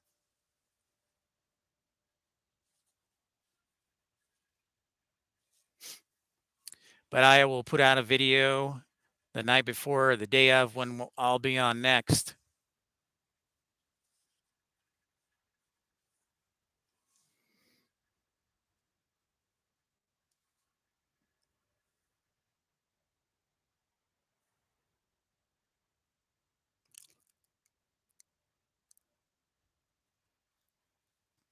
Okay.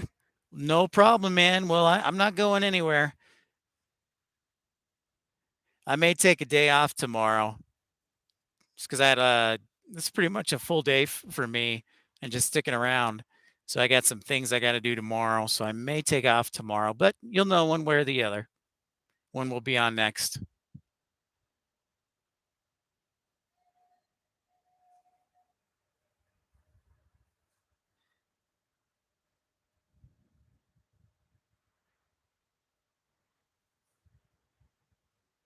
Salt Lake, for those who aren't aware, is one of the top 30 busiest airports in the United States. And much of that is due to Delta's hub status. So probably I would say 70+% of flights are Delta flights in and out of Salt Lake City.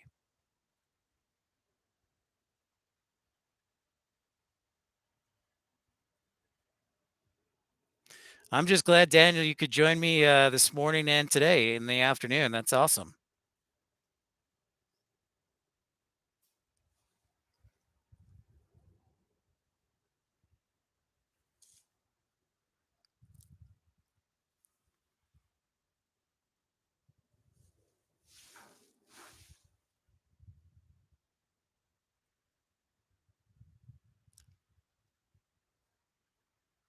Okay. That sounds like a winner. Sounds like a plan, my friend. Do your thing and we'll be rocking and rolling. Whoops, sorry about that.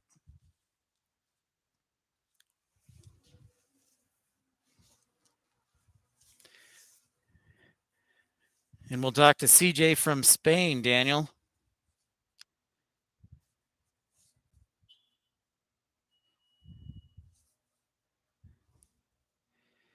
All right, so this Frontier 2943 taking off to Phoenix.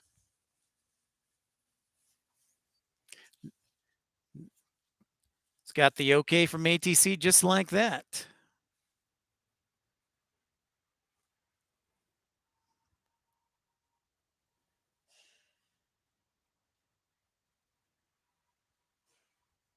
It's been so busy, I haven't been able to keep up with all the flights, which is a good thing.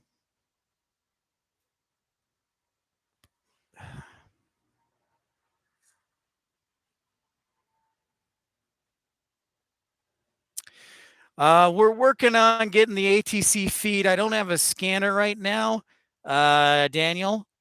So that's the only obstacle is getting that and then getting another audio cable to make sure I can get the feed in. So right now it's just the sound of me. So, but eventually we will have ATC chatter. But yeah, I do need to buy a scanner and whatnot. So hopefully when we get to 4,000 hours, we can start accepting donations, watch hours.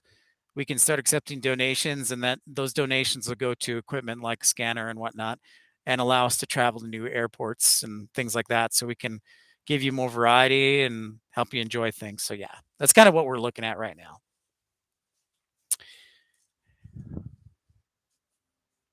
I agree. I agree. ATC Sweden. I absolutely agree. So we're working on it. It just obviously takes a little bit of money to get the scanner going, and I'll have to get the right input to make sure I don't mess it up.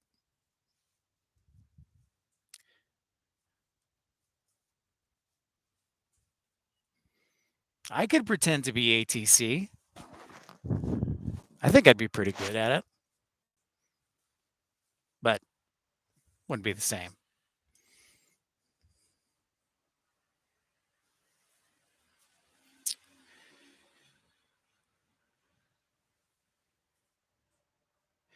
Thank you, Clive. Thank you again. Appreciate it. Great to see you. And thanks for your help on answering some of those questions. So we'll catch you again on the next one for sure.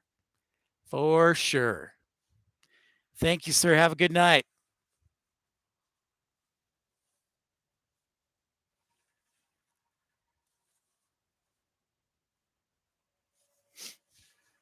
All right. Got a few more departures and maybe an arrival before we head on out of here. So let's check the radar while I have a minute.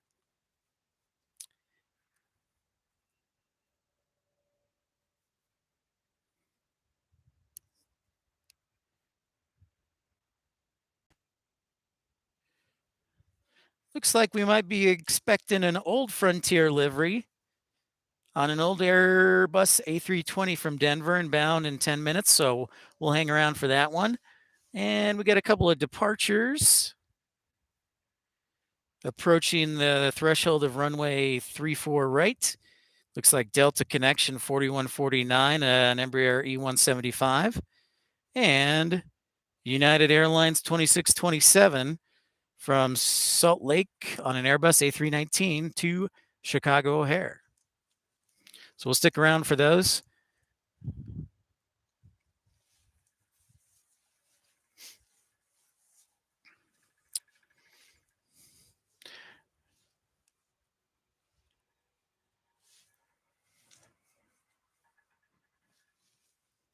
Just a nice day in Salt Lake City today, like Dalton said.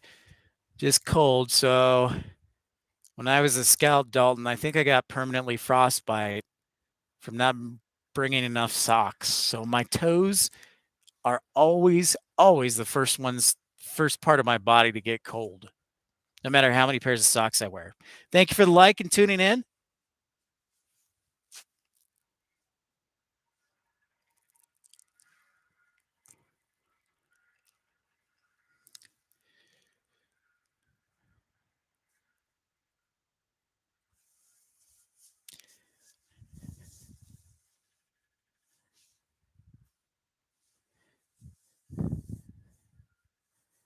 Foxtrot, Kilo, Sierra, Alpha. Now you're learning the phonetic alphabet, aviation alphabet.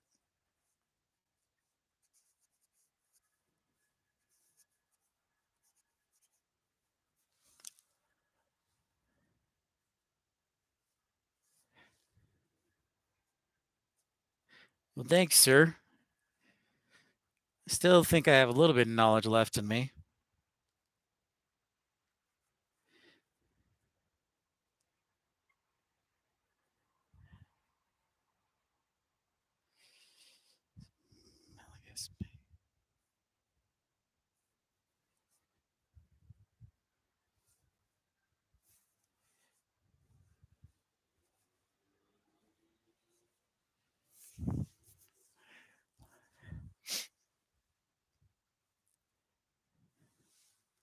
No, you did not.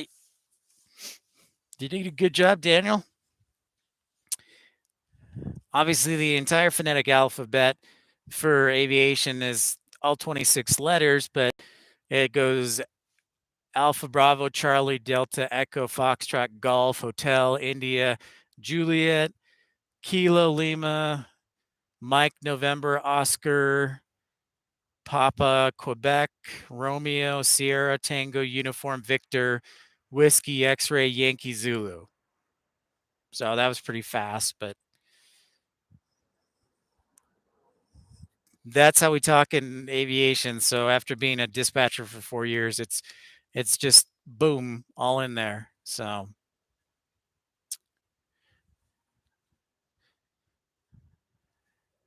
all right, Steven, thanks for tuning in and staying up late with us tonight. Watch out for the snow tomorrow, and we'll catch you soon. You, uh, well, well done, Steven. Well done. Well done. Yes, Chantel is probably flying by. Have a good night and stay safe in that snow. We'll see. We'll talk to you soon. Yeah, and at the latest, we'll be on this weekend. Thanks, Daniel. You just, once you deal with it every single day, it just becomes ingrained in you. So if you practice, it'll just become second nature, like a second language. Yep, chaotic being another nice day for weather. I think we actually hit 40 degrees today. It was pretty cold this morning, so we're slowly warming up. And unfortunately, my friend, I did not see any MD-11s expected.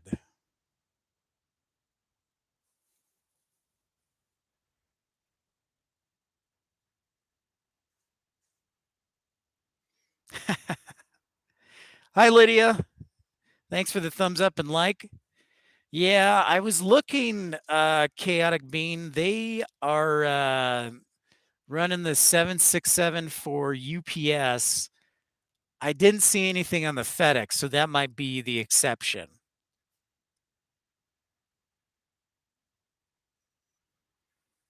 I have to look at that real quick. I'll look at that right before we get out of here.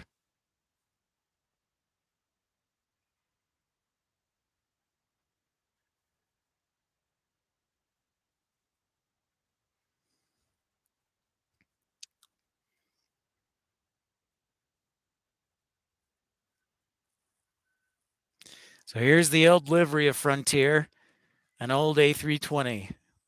You don't see those very often.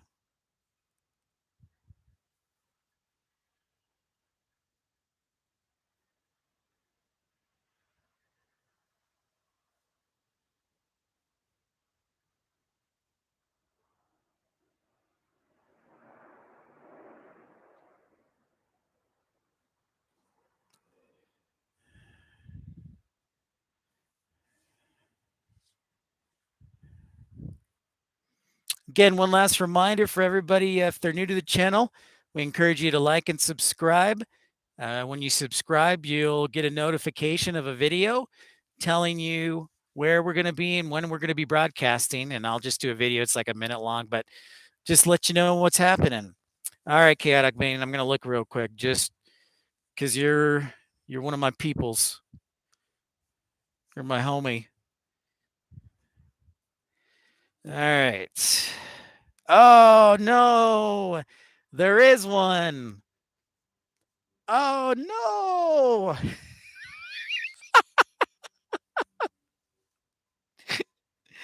Well, that is unfortunate. I don't know where it is, though. It's come from Memphis, but I can't locate it. Well, let's see where it's at on the map.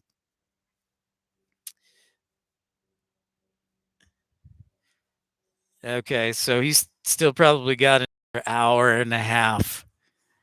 So, sorry, dudeski. At least I looked up for you. I promise we'll catch another one soon. Now he's going to be mad, folks. Chaotic Bean loves the MD-11, and we all have our favorites. But he's going to be mad at me now because I'm not going to stick around. I know. We'll catch another one. We will catch another one. So, yeah, that does it for today. Thanks so much for everybody tuning in. Infidel Fireman, good luck on your test. I'll probably take a day or two off, so I won't talk to you until probably at least Thursday, but closer to the weekend, it looks like. So good luck on your test. Chaotic Bean, we'll catch that MD-11. Dalton, Steven, have a good night. Lydia, ATC Swede, thanks for joining the conversation. Yeah, no worries. We'll catch you again. Adam, great to see you. And you are very welcome. It is a beautiful stream indeed. So I'll leave you with one last shot of Salt Lake City. Good night, Lydia. And just subscribe and look out for the next video of when we're going to be broadcasting next. Probably going to take tomorrow off in a couple days, but we'll be back later on this week. So for now, I'll leave you in the shadow of the Wasatch Mountains in downtown Salt Lake with a beautiful view. Thanks, everybody, for tuning in to Pip's Planespotting Live. But for now, I say good night, good day, and we will talk to you later.